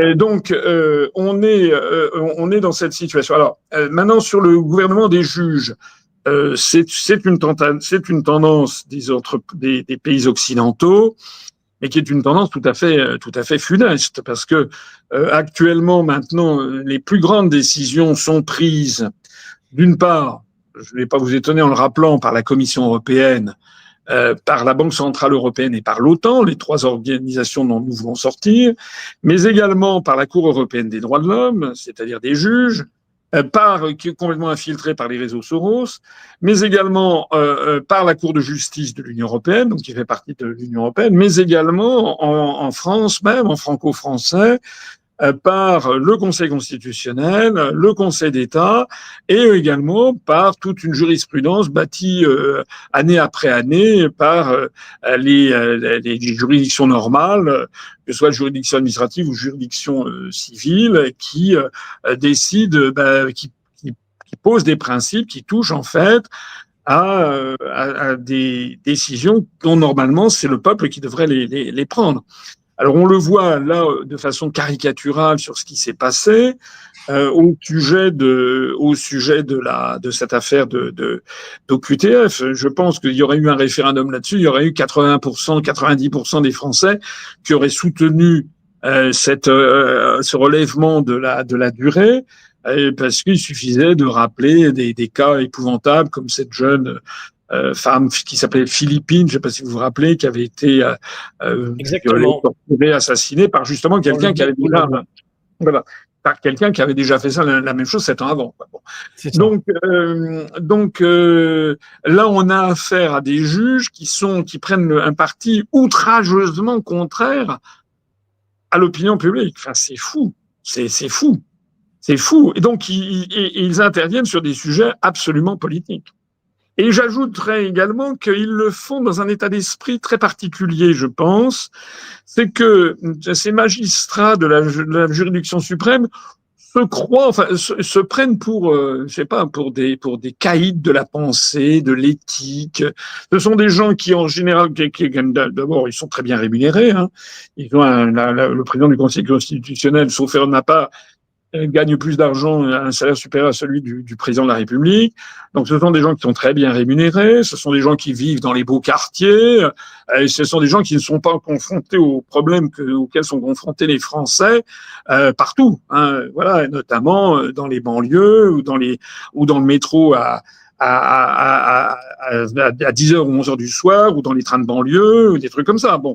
Donc, on a affaire vraiment à quelque chose qui est un des péchés mignons et les plus empoisonnés de l'histoire de France, c'est cette société de caste et cette parole prêtée à Marie-Antoinette, qui d'ailleurs est une parole apocryphe, et pas qu'elle n'a jamais dit ça, mais enfin, vous savez, s'ils n'ont pas de pain, qu'ils mangent de la brioche, quoi. C'est-à-dire une espèce de mépris de classe qui est une des des tentations de la société française traditionnelle qui remonte à nos origines latines. On n'a pas du tout là une société comme les Vikings. Hein. Les pays scandinaves sont beaucoup plus démocratiques dans leur essence. Nous, en France, c'est une société de caste, une société de latine, une société avec du mépris des uns pour les autres, etc. Donc il y a en fait beaucoup de mépris et beaucoup de sentiments de supériorité chez les dirigeants, chez ces juges. C'est pareil au Conseil d'État. Ils se pensent être d'une noblesse extraordinaire parce que justement ils ne versent pas dans le sentiment commun. Hein, ils ne sont pas là avec la populace. Eux, ils rêvent autre chose. Alors, ça, c'est le premier point. Donc, il y a une tentation permanente, parce que c'est chic, de prendre le contre-pied du sentiment populaire. Ça, c'est le premier point. Mais ça s'appelle en fait la tyrannie. Il faut bien dire les choses. Un despotisme éclairé peut-être, mais despotisme quand même. Et puis, il y a aussi autre chose, c'est un extraordinaire nombrilisme. Parce que moi, ce qui me frappe, toujours, c'est que les pseudo-élites françaises, les dirigeants français, pas seulement d'ailleurs le gouvernement des juges, hein, pas seulement les membres du Conseil d'État ou les membres du Conseil constitutionnel, mais c'est aussi vrai de la plupart des dirigeants de partis politiques, c'est qu'en fait, ils pensent toujours que la France est le nombril du monde. Voilà. C'est-à-dire qu'ils ne font pas ce que l'on devrait faire. Enfin, que fait dans une entreprise, toutes les personnes qui me connaissent, enfin, qui connaissent ça, pas plus exactement, toutes les personnes qui travaillent dans des entreprises, notamment dans les grands groupes, il y a en permanence cette discipline venue des États-Unis qu'on appelle le benchmarking, c'est-à-dire de faire de la comparaison avec comment font les autres. Moi, je trouve que, par exemple, sur une affaire comme celle du Conseil constitutionnel, normalement, la première chose qu'il devrait y avoir au Conseil constitutionnel, c'est de faire comment font les autres. Qu'est-ce qui se passe en Angleterre, en Allemagne, aux États-Unis, au Japon, en Chine, en Algérie, avec l'immigration. Hein, c'est d'ailleurs un des sujets, par exemple, sur les questions migratoires avec l'Algérie. Moi, je ne suis pas du tout favorable à la politique actuelle, d'ailleurs, de stigmatisation systématique de l'Algérie, parce que c'est la pire des choses, parce qu'on aggrave la situation au lieu de l'améliorer. Alors, il y a beaucoup de choses beaucoup plus intelligentes à faire, qui seraient de négocier, sans mettre ça sur la table, et aussi de demander aux Algériens, ils font comment, eux, avec les migrants venus du Mali ou du Sénégal. Actuellement, j'ai même vu un reportage, là, je sais plus quoi. Actuellement, il y a le développement de la théorie du grand remplacement qui fait des ravages au Maroc. Voilà, c'est-à-dire que les migrants venus d'Afrique noire arrivant au Maroc ou en Algérie sont très très très maltraités. Donc tout ça, c'est des choses qu'il faut avoir à l'esprit. Si vous voulez, la France, elle n'est pas seule au monde. La France, elle devrait pouvoir se renseigner, voir comment font les autres. Or, il semble que les 210 jours qui étaient prévus est encore en deçà de ce que pratiquent toute une série de pays dits démocratiques. Donc, qu'est-ce que c'est que ce truc? Et puis, il faut vraiment faudrait avoir une idée des conséquences en matière d'appel d'air démographique, en matière on n'est pas, les juges ne sont pas comme ça en dehors des choses. C'est pareil pour les responsables politiques. Donc, moi, ce qu'il faut faire dans toute cette histoire, ça fait là aussi des années que je l'explique, on l'avait déjà mis dans le programme en 2017. Nous, on propose une réforme du Conseil constitutionnel parce que déjà, sa composition ne va pas du tout. Voilà. La composition, c'est nommé, ce sont des amis du président de la République, du président de l'Assemblée nationale ou du président du Sénat. Ils y sont nommés. Alors maintenant, il y a quand même ce contrôle qui a été mis par les assemblées, mais vous avez vu comment ça s'est passé. Le Rassemblement national, par un petit calcul politicard sordide, en fait, a donné son feu vert à ce que Macron nomme à la tête du Conseil constitutionnel Richard Ferrand. Enfin, c'est quand même incroyable. C'est du même acabit que Mitterrand qui avait nommé Roland Dumas à la tête comme président du Conseil constitutionnel. Normalement, le président du Conseil constitutionnel devrait être une personnalité tout à fait éminente, et un juriste suscitant le respect général. Nous, on a des amis des présidents des deux assemblées plus du président de la République, au point que sur les 9 juges, d'ailleurs, il y en a 5 sur les 9 qui n'ont pas de formation juridique particulière. Ça va pas, quoi. Ça va pas. Ça va pas. Donc, nous, ce que l'on propose, c'est que il faudrait, on veut s'inspirer, parce que moi, justement, je regarde ce qui se passe ailleurs. C'est pas la panacée, mais en Allemagne, il y a le tribunal constitutionnel de Karlsruhe. Ça s'appelle tribunal, hein, ça s'appelle pas un conseil. Tribunal constitutionnel de Karlsruhe, qui est composé de magistrats. Et donc, moi, c'est ce que j'avais proposé dans mon programme, qu'on propose toujours, c'est de changer la composition du Conseil constitutionnel, d'avoir des magistrats qui devraient avoir eu au moins 15 ans d'expérience en termes de magistrature, voir d'ailleurs quel type de magistrat, quel type de fonction ils auraient pu utiliser. Deuxièmement, des magistrats qui n'auraient aucune attache politique connue, ce qui ne veut pas dire qu'ils n'ont pas des opinions politiques par ailleurs, mais c'est pas des gens qui n'auraient pas été, qui n'auraient pas brigué de mandat électif dans le cadre d'une étiquette politique, qui n'auraient pas été membres d'un parti politique. On doit quand même en trouver un paquet. Donc, ça serait des obligations. Et enfin, qui seraient élus par les deux assemblées pour un seul et unique mandat de 12 ans. C'est ce qui se passe en Allemagne. Parce qu'à partir du moment où vous avez un mandat unique de 12 ans, et que vous, par définition, vous exigez au moins 15 ans d'expérience professionnelle, etc., en gros, vous pouvez nommer des gens qui ont une cinquantaine d'années, 55 ans. D'ailleurs, les membres du Conseil constitutionnel français sont plus âgés. Et puis, 12 ans, ça nous mène à la retraite. C'est-à-dire que vous nommez des gens qui ont été sélectionnés comme étant, justement, non politiques. Non politiques et jugeant en fonction du droit. Parce qu'en plus de ça, en France, on a un truc extraordinaire. On l'a vu au moment du traité de Maastricht, par exemple, ou de la Constitution européenne. Nous, on a en France le Conseil constitutionnel qui est absolument pas, qui ne réagit pas du tout de façon professionnelle. En Allemagne, qu'est-ce qui se passe? En Allemagne, vous avez un système qui est que lorsque quelqu'un saisit le tribunal de Karlsruhe, il lui remet un mémoire pour expliquer les griefs. Et dans ce mémoire, il y a, 300, 400 paragraphes, et chaque paragraphe est numéroté. Et le jugement du tribunal constitutionnel, qui dure parfois, il y a plusieurs semaines, voire plusieurs mois avant que le jugement ne soit prononcé, le tribunal de Karlsruhe, quand il remet sa réponse, il y a une réponse pour chaque numéro, chaque paragraphe. Le tribunal est contraint de répondre à tous les arguments. Alors qu'en France, pas du tout. En France, il y a ce que les Américains appellent du cherry picking, ou les Anglais, ça veut dire piquer les cerises, c'est-à-dire les meilleurs. Ouais. Moi, je l'ai vu, j'ai introduit une instance devant le Conseil constitutionnel suite à l'élection qui a eu lieu en 2024 dans la 11e circonscription des Français de l'étranger pour les législatives, où j'étais candidat. Alors, c'est pas le lieu ici que je vous en parle, mais il se trouve que pour les 11 députés qui sont élus, qui représentent les Français de l'étranger, il y a 11 circonscriptions, il y a eu des choses extrêmement bizarres, parce que ce sont ces 11 circonscriptions, et seulement celles-là, où le vote par Internet est autorisé, et qui représente grosso modo la moitié des votes. Bon, alors au motif que c'est très loin, quand vous êtes en Australie, si vous vivez dans le centre du désert australien, pour aller voter à Sydney, etc. Enfin, je trouve qu'il n'y a pas beaucoup d'électeurs à Ayers Rock, hein, bon, bref. Donc, il est autorisé de voter par Internet. Or, alors je ne vais pas vous en parler ici parce que c'est tout un bins, mais les résultats ont été absolument extravagants. C'est-à-dire que les résultats des votes par Internet ont été très différents des résultats des votes dans les urnes, parce qu'il y avait les deux. Il y avait à la fois, vous pouvez voter par Internet et les votes dans les urnes, dans les ambassades, les consulats, les alliances françaises. Voilà.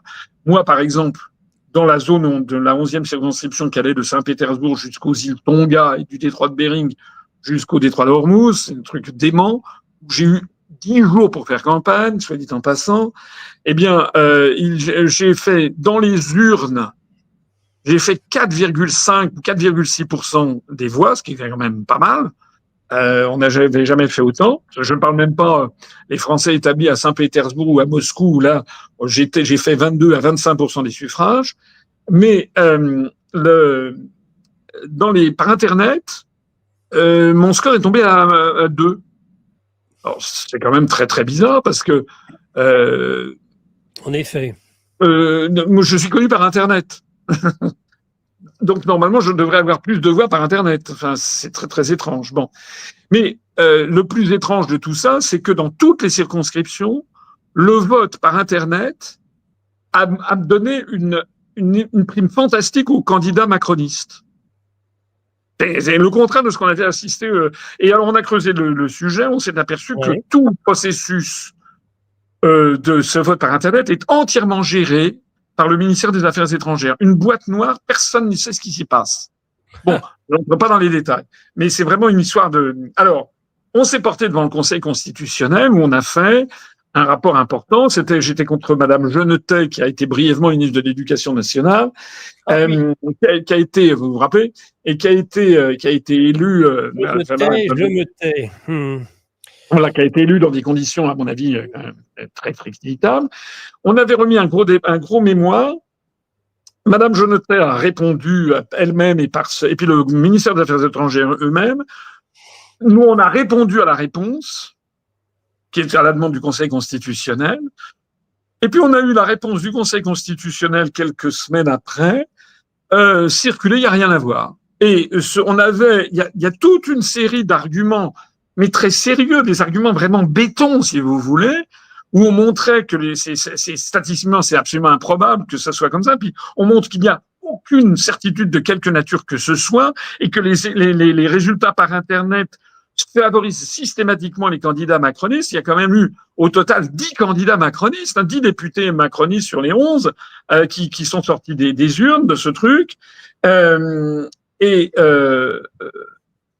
Conseil constitutionnel n'a pas répondu à 80% de nos objections. Voilà. Alors, ça veut dire, par exemple, que dans ce que nous, on veut faire comme réforme, c'est que le Conseil constitutionnel serait contraint de répondre à chacune des objections de façon très précise. Voilà. On voudrait également, comme c'est le cas en Allemagne, avoir une class action, c'est-à-dire que actuellement, vous savez que seul le président de la République, le Premier ministre, les présidents des deux assemblées et puis 60 députés ou sénateurs peuvent saisir le Conseil constitutionnel. C'est-à-dire que si vous avez 2 millions de Français qui ne sont pas d'accord, ils ne peuvent pas en eux-mêmes saisir le Conseil constitutionnel. Donc, c'est ce qu'on appelle une class action à l'américaine. En Allemagne, vous pouvez avoir un groupe de citoyens piloté, je crois, par un parlementaire qui peut introduire une instance devant le tribunal constitutionnel.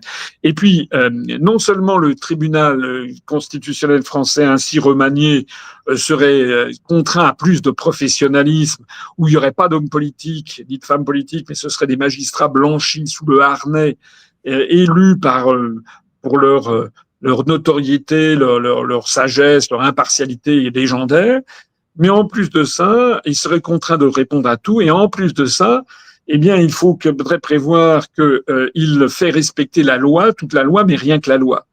Parce que là, maintenant, on est dans des domaines, je suis désolé, ça n'est pas au Conseil constitutionnel de juger si 210 jours, c'est mieux que c'est pas tolérable. Parce que là, c'est vraiment le nez de Cléopâtre, les 9 prétendus sages. Mais quelle est leur expertise pour juger de ça par rapport à des milliers des centaines de juges, des milliers de policiers et de gendarmes et des millions de Français. Voilà. C'est-à-dire que c'est pas eux le législateur. Ça va pas du tout. Donc il faut absolument prévoir que et là le Conseil constitutionnel s'est faufilé par des interprétations. On interprète de façon de plus en plus extensive des textes fondateurs comme par exemple la Déclaration des droits de l'homme, le bloc de constitutionnalité, des principes très généraux. Mais avec des principes très généraux, vous pouvez faire ce que vous voulez. On l'a vu d'ailleurs, la meilleure preuve de l'absence de professionnalisme et de la politisation à outrance de tout ça, on l'a vu dans ce que j'ai rappelé tout à l'heure sur l'affaire de l'acétamipride, puisque le Conseil constitutionnel a décidé d'interdire, de censurer la disposition législative de la loi dite loi Duplon, qui prévoyait la réintroduction de l'acétamipride. Bon. Oui. Pourquoi le Conseil constitutionnel a fait ça? Il a fait ça de façon par opportunité politique pure. Il n'y aurait pas eu la pétition qui a fait 2 millions de voix, le Conseil constitutionnel n'aurait pas du tout censuré. Donc c'est simplement ça qu'ils ont fait, d'ailleurs en mettant un petit dispositif qui montre la félonie de tout ça. Tout ça n'est pas sérieux, puisqu'ils ont dit à ce stade quasiment c'est pas assez sérieux. Ça veut dire que ça offre la possibilité au gouvernement ou au sénateur Duplon ou à Dieu sait qui ou à Madame Genevard, qui est ma ministre de l'Agriculture, à ne pas confondre avec l'ancienne Madame Genetet, ou à la FNSA, ça leur offre la possibilité de revenir à l'automne avec un nouveau texte où ils auront fait semblant de préciser 2-3 trucs, mais entre-temps, l'émotion sur la pétition sera retombée, peut-être qu'à ce moment-là, le Conseil constitutionnel acceptera le truc. Mais ce qui est extraordinaire, c'est que le Conseil constitutionnel a décidé d'interdire la réintroduction de l'acétamipride en se prévalant d'une charte, la charte de l'environnement, qui maintenant fait partie du bloc de constitutionnalité, qui est un texte franco-français, qui a été adopté sous Chirac. Bon. Mais la charte de l'environnement, et ils ont évoqué donc le principe de précaution et de protection de la santé. Mais le même Conseil constitutionnel en 2022 n'avait pas fait obstacle au pass vaccinal exigé ou en 2021, je sais plus, au pass vaccinal exigé par le gouvernement et par Macron. Alors qu'il aurait très bien pu dire que ça mettait en cause la santé, puisque, d'ailleurs on l'a vu, il y a des professions entières, même si ça n'était pas obligatoire, c'était tellement... il y a des professions obligatoires qui ne pouvaient plus travailler s'ils n'acceptaient pas ça, donc il y a des professions entières qui ont été obligées de se faire injecter ARNM, alors même que c'était un truc expérimental, et d'ailleurs on voit que de plus en plus, chaque mois qui passe, même si c'est dans le silence des médias français, il y a de plus en plus d'effets négatifs qui sont repérés, et on voit se dessiner aux États-Unis, au Japon, une interdiction pure et simple de ces injections à ARNM. Donc, on voit bien que le Conseil constitutionnel a une jurisprudence totalement erratique et qui va utiliser tel ou tel truc, tel ou tel principe dans un sens ou dans l'autre uniquement pour parvenir selon l'opportunité. Bon, ça va pas du tout. Ça veut dire que ça ne va pas. C'est pas sérieux en fait. C'est absolument pas sérieux. D'ailleurs, le Conseil constitutionnel aurait très bien pu sur l'affaire de l'acétamipride dire que dans la mesure où il a jugé en 1992, en avril 92, le Conseil constitutionnel a jugé que le marché unique européen n'était pas inconstitutionnel. Donc le marché unique européen a été jugé constitutionnel. Le marché unique européen impose à la France d'accepter la production de produits fabriqués dans les autres pays de l'Union européenne sans contrôle ni discussion, quels que soient les pays. C'est ça le marché unique européen. De telle sorte que c'est tout le problème de l'acétamipride. Sur les 27 pays membres de l'Union européenne, vous en avez 26, tous sauf la France, qui ont accepté de gorger, comme je le dis, les noisettes, les betteraves, la graine de lin, les graines de courge, le miel, les produits de l'apiculture, la gelée royale, etc., d'acétamipride. Et la France ne peut pas s'opposer à l'importation de ces produits. Plus exactement, elle peut éventuellement faire valoir une clause de sauvegarde mais sur un sujet très précis et conjoncturel. Un truc que la CGIE regardera ça de très près et au bout de 3 mois demandera le démantèlement de cette précaution. On ne règle pas un problème structurel avec un problème conjoncturel. Donc, en réalité, la France, elle est obligée d'importer. C'est pour ça que les agriculteurs français, la FNSEA, le CJUA, le ministère de l'Agriculture sont vent debout parce qu'on leur interdit à eux d'utiliser l'acétamipride au motif que c'est un produit cancérogène, mais on impose aux Français de pouvoir des produits sur les marchés, de la commercialisation de produits qui viennent de chez les petits copains, les concurrents européens, qui eux ont de l'acétamipride. Donc ça va pas du tout. Là aussi, c'est complètement contradictoire. Moi, je suis favorable personnellement à l'interdiction de l'acétamipride. Mais je pense que beaucoup d'agriculteurs français y seraient favorables également, mais à la condition que ça soit le cas pour tous les produits commercialisés en France. Mais ça veut dire, oui, ça veut dire qu'il faut mettre un terme au marché unique européen. Hein, donc voilà, on retombe toujours sur les mêmes histoires et on voit bien que le Conseil constitutionnel en 1992 a jugé le marché unique européen constitutionnel pour des motifs politiques, parce qu'il ne fallait pas s'opposer à cette belle idée européenne. Et puis là, en 2025, il a jugé la réintroduction sur le marché français de l'acétamipride inconstitutionnelle parce qu'il y avait 2 millions de personnes qui avaient signé une pétition. C'est pas sérieux. C'est pas ça, moi, j'appelle pas ça sérieux. Ce sont des gens qui normalement devraient avoir le souci d'une jurisprudence cohérente, durable sur long terme, etc. L'idée, par exemple, des juges en 92 d'avoir jugé qu'un marché unique était forcément constitutionnel, ça revient à dire que c'est la loi qui prime dans d'autres pays qui va s'imposer à la loi française. On le voit. En fait, on retombe sur le même débat que j'évoquais tout à l'heure sur les gens qui disent, voilà, est-ce qu'il faut, pour que l'Europe soit forte, il faudrait avoir une Europe fédérale avec un seul président. Voilà. Mais les gens qui disent ça ne se rendent pas compte que la France, comme la France est pratiquement minorisée sur tous les sujets, ça voudrait dire qu'en fait, on est une véritable dictature. Voilà.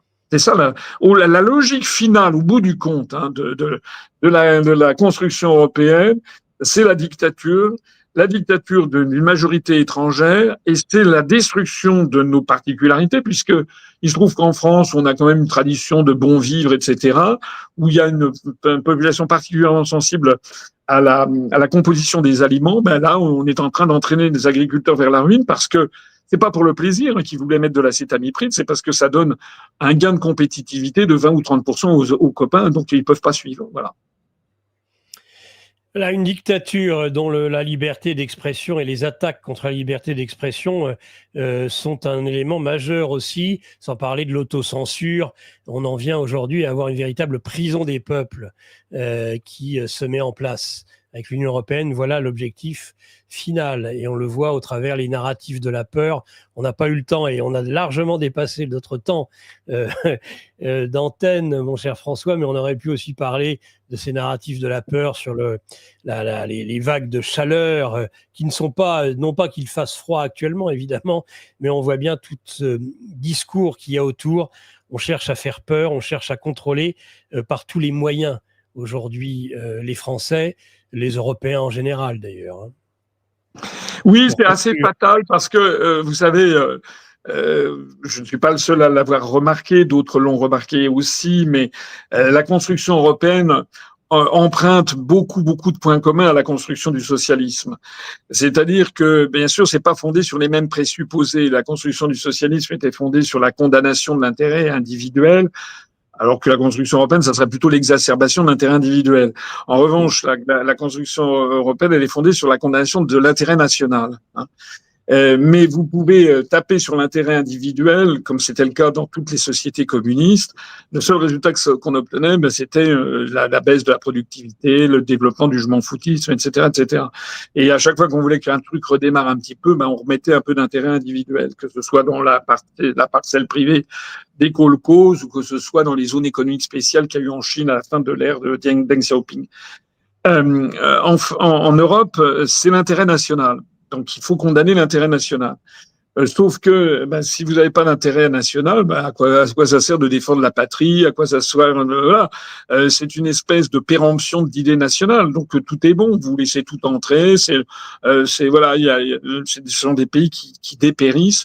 D'ailleurs, avec les pays du nord de l'Europe qui défendent mieux leurs intérêts nationaux que les pays du sud, puisque les pays latins, notamment la France, ou l'Italie, surtout, alors la France qui est un pays très dogmatique, très idéologique, pour la beauté de la construction européenne, est prête à s'aborder ses intérêts nationaux. Donc, on a ce système, on a des points communs. Or, un des points communs de la construction européenne, comme la construction du socialisme, c'est ce qu'on appelle une téléologie.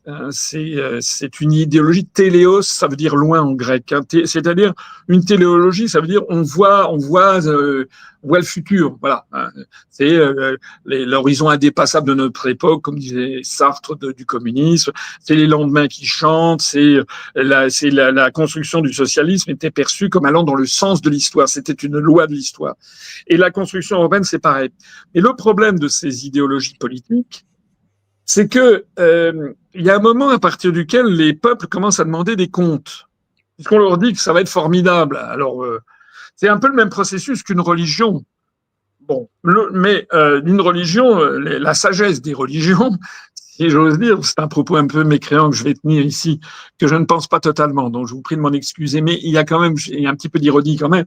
La sagesse des religions, c'est que elles promettent le bonheur, mais post-mortem. Donc personne n'est jamais revenu pour dire si c'était vrai ou pas. Alors que les téléologies, les idéologies style construction de ci, construction de ça, eh bien, elles promettent le bonheur sur Terre, à horizon. Mais quel horizon? Voilà. Et à l'horizon comme le parti comment il s'appelle, d'Édouard Philippe. Et le problème, c'est que l'horizon, plus vous vous en rapprochez, plus il s'éloigne. Et donc, le problème de la construction du socialisme, c'est que ça devait arriver, puis malheureusement, torpiller les intérêts individuels, les gens se mettaient un peu en roue libre, donc la productivité diminuait, donc le niveau de vie baissait, et donc les magasins n'étaient plus achalandés, donc il y avait de la grogne, etc. Et ça ne pouvait pas être toléré, puisque les gens pouvaient considérer que peut-être l'idéologie de départ n'était pas vraie.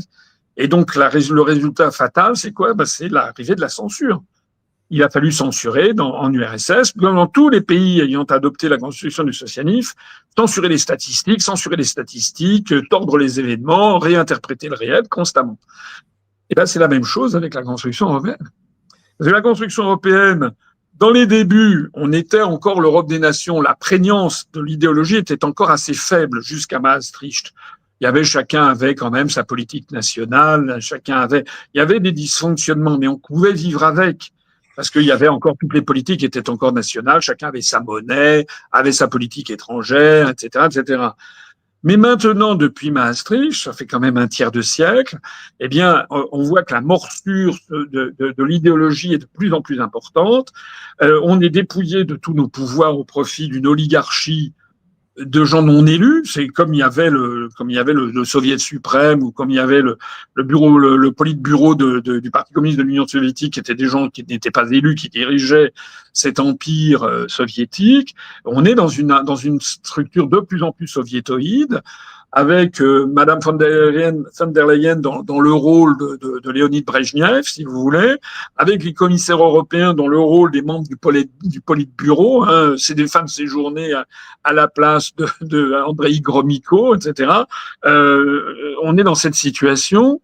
Et comme les résultats sont de plus en plus calamiteux, comme c'était le cas en URSS, de plus en plus, il faut censurer les statistiques et censurer la libre parole.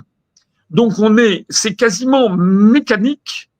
On ne pourra pas échapper à une dictature de plus en plus importante. Voilà.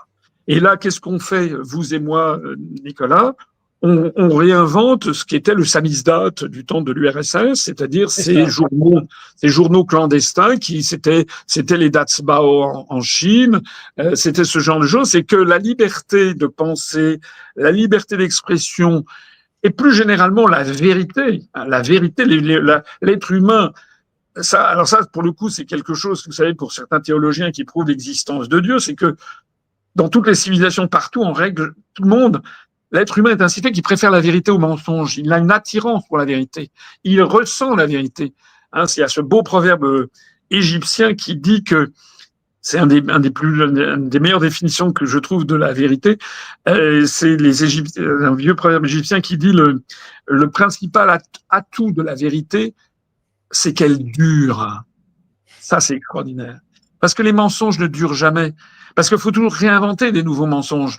Là, par exemple, sur l'affaire ukrainienne, On nous a bassinés pendant 3 ans que Poutine avait les pieds plats, la maladie d'Alzheimer, le complexe d'Asperger, une dizaine de cancers, qu'il allait falloir trouver les puces électroniques dans des machines à laver pour faire marcher une armée qui était complètement au bout du rouleau, l'armée russe, alors que et puis ça se révèle faux. Et donc, qu'est-ce qui se passe? Il faut trouver de nouveaux mensonges, toujours de nouveaux mensonges. Hein, on est entraîné dans ce que Poutine appelle à juste titre l'empire du mensonge. Et c'était ça qui était devenu l'URSS, c'était l'empire du mensonge. L'Union européenne, pas l'Union soviétique, mais l'Union européenne, elle devient l'empire du mensonge. On voit que le discours, le narratif, Macron, c'est de plus en plus irréel. C'est complètement délirant. On a affaire à des gens, par exemple, sur l'affaire ukrainienne, par moment, on se pince, on se dit, mais qui est-ce qui a gagné la guerre, quoi?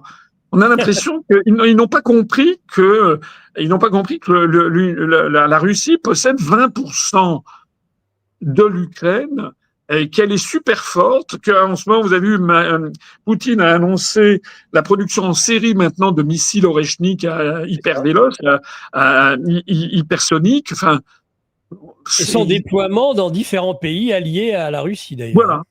Voilà. Et nous, on est donc dans un univers, et ben ça, la suite est écrite. Hein. C'est de plus en plus de censure. Et moi, j'en fais l'expérience.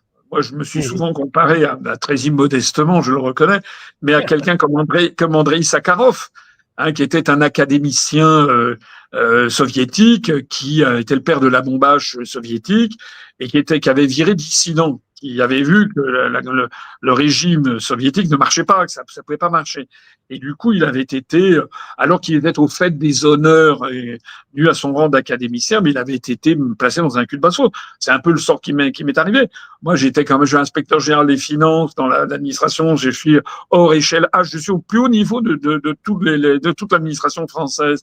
Mais j'aurais pu avoir une carrière, vraiment gagner énormément d'argent, soit dans l'administration, soit ensuite en pantouflant dans une grande banque. Mais à partir du moment où j'ai décidé de dire ce que je crois être la vérité, et c'est la vérité puisqu'elle dure. Il suffit d'aller regarder la charte de l'UPR que j'ai rédigée il y a 18 ans et demi. On a l'impression qu'elle a été écrite hier. Elle est absolument révélatrice. Donc ça veut dire la vérité, elle dure. C'est-à-dire que nous détenons la vérité parce que nous disons des choses qui sont toujours vérifiées 18 ans après. C'est ça qu'on connaît quelque chose, une analyse était exacte. Moi, il m'est arrivé, voilà, je suis dans un cul de basse-fosse. Et après, la perspective après ça, c'est le verrouillage des médias, de plus en plus, hein, on le voit d'ailleurs. Regardez le RN. Le RN est devenu ultra-européiste. Je rappelle que M. Bardella est allé déjeuner avec Zelensky. Le RN a fait pareil pour Zemmour, Bardella, etc., etc. Donc tout ce petit monde s'est mis. Mais c'est pas encore assez parce que dans les années qui viennent, si ça continue comme ça, on va avoir ce qui est en train d'arriver, un verrouillage des médias, les journalistes peut-être qui pourraient être menacés. Alors il y a le fameux Media Freedom Act, vous avez vu, qui rôde au sein de la Commission européenne, et tout ça, bien entendu, pour lutter contre la désinformation. Hein, voilà, c'était la même façon qu'il y avait en URSS, on luttait contre la bourgeoisie comprador ou bien les revanchards allemands. C'était pour ça que on censurait à tout va les informations venues de l'étranger. Donc, ce que je crains, c'est qu'il y ait de plus en plus de censure. Et puis, rappelez-vous comment ça s'est passé à la fin de l'URSS, c'est-à-dire l'avachissement complet d'une société jusqu'à la catastrophe finale, l'explosion de la centrale de Tchernobyl, qui était la quintessence du je m'en foutisme général. Et puis un effondrement de l'économie. C'est de ça. Et là, on n'en est pas très loin, hein, parce que la France, elle n'est pas très très loin maintenant de la mise en faillite générale. Donc, il est à craindre que si on suit le scénario qui nous a été montré par l'Empire russe au long du XXe siècle, et on est dans les mêmes zones. Hein. Je rappelle que la révolution bolchevique, c'est 1917, et l'effondrement du l'URSS, c'est 1991, c'est-à-dire 74 ans après. Bon, moi, je rappelle que la déclaration Schuman, c'est 1950, et le traité de Rome, c'est 1957. Donc, si on prend le traité de Rome qui crée le marché commun, 57 plus 74, ça doit nous faire quelque chose comme 2031, hein, c'est-à-dire dans 6 ans. Hein, on est dans les mêmes zones donc il est possible qu'à horizon de 6 ans tout s'effondre en fait, peut-être même avant, et que ça s'effondre dans peut-être même dans la guerre civile comme certains le préconisent, mais aussi un effondrement de l'industrie, de l'agriculture, la faillite généralisée, et puis que tout, voilà, que tout. Donc ce qui est un des risques vraiment importants, c'est un effondrement général, une anarchie galopante. Et puis voilà, donc à ce moment-là, on entrera dans ce qu'ont vécu l'URSS, mais en plus grave peut-être encore que l'URSS. Enfin, je ne veux pas jouer les oiseaux de mauvais augure, parce que fondamentalement, je suis quand même un optimiste. Il faut conclure, François, en tout cas. Mais voilà, je ne veux pas jouer les oiseaux de mauvais augure. Je dis qu'il faut quand même garder l'espoir et surtout se mobiliser. Il faut arrêter que les Français fassent confiance à tous ceux qui ont créé des problèmes. Voilà, il faut que c'est l'ensemble de la scène politique qui doit dégager. Il faut vraiment passer à tout à fait autre chose maintenant. Voilà. Merci pour ces 2 heures d'entretien, mon cher François, qui ont plu. J'ai pu le voir au travers un certain nombre de commentaires, tels qu'ils ont pu être affichés d'ailleurs en bas de l'écran. Eh bien, merci beaucoup. Je vous remercie d'autant plus que vous étiez en vacances, que vous avez pris 2 heures de votre temps pour venir échanger, nous parler dans cette semaine justement d'anniversaire de la matinale des géopolitiques profondes. Donc, nous en sommes extrêmement reconnaissants. Merci à vous et bonne continuation de repos amplement mérité, car je pense que la rentrée sera de toute façon chaude. Et en effet, l'information va à une vitesse phénoménale. On n'hésitera pas à vous reprendre si vous êtes disponible, mon cher François, très rapidement, déjà peut-être pour commenter les résultats du sommet de l'Alaska. Merci beaucoup. Merci Nicolas Stocker et merci à vous tous. Merci François.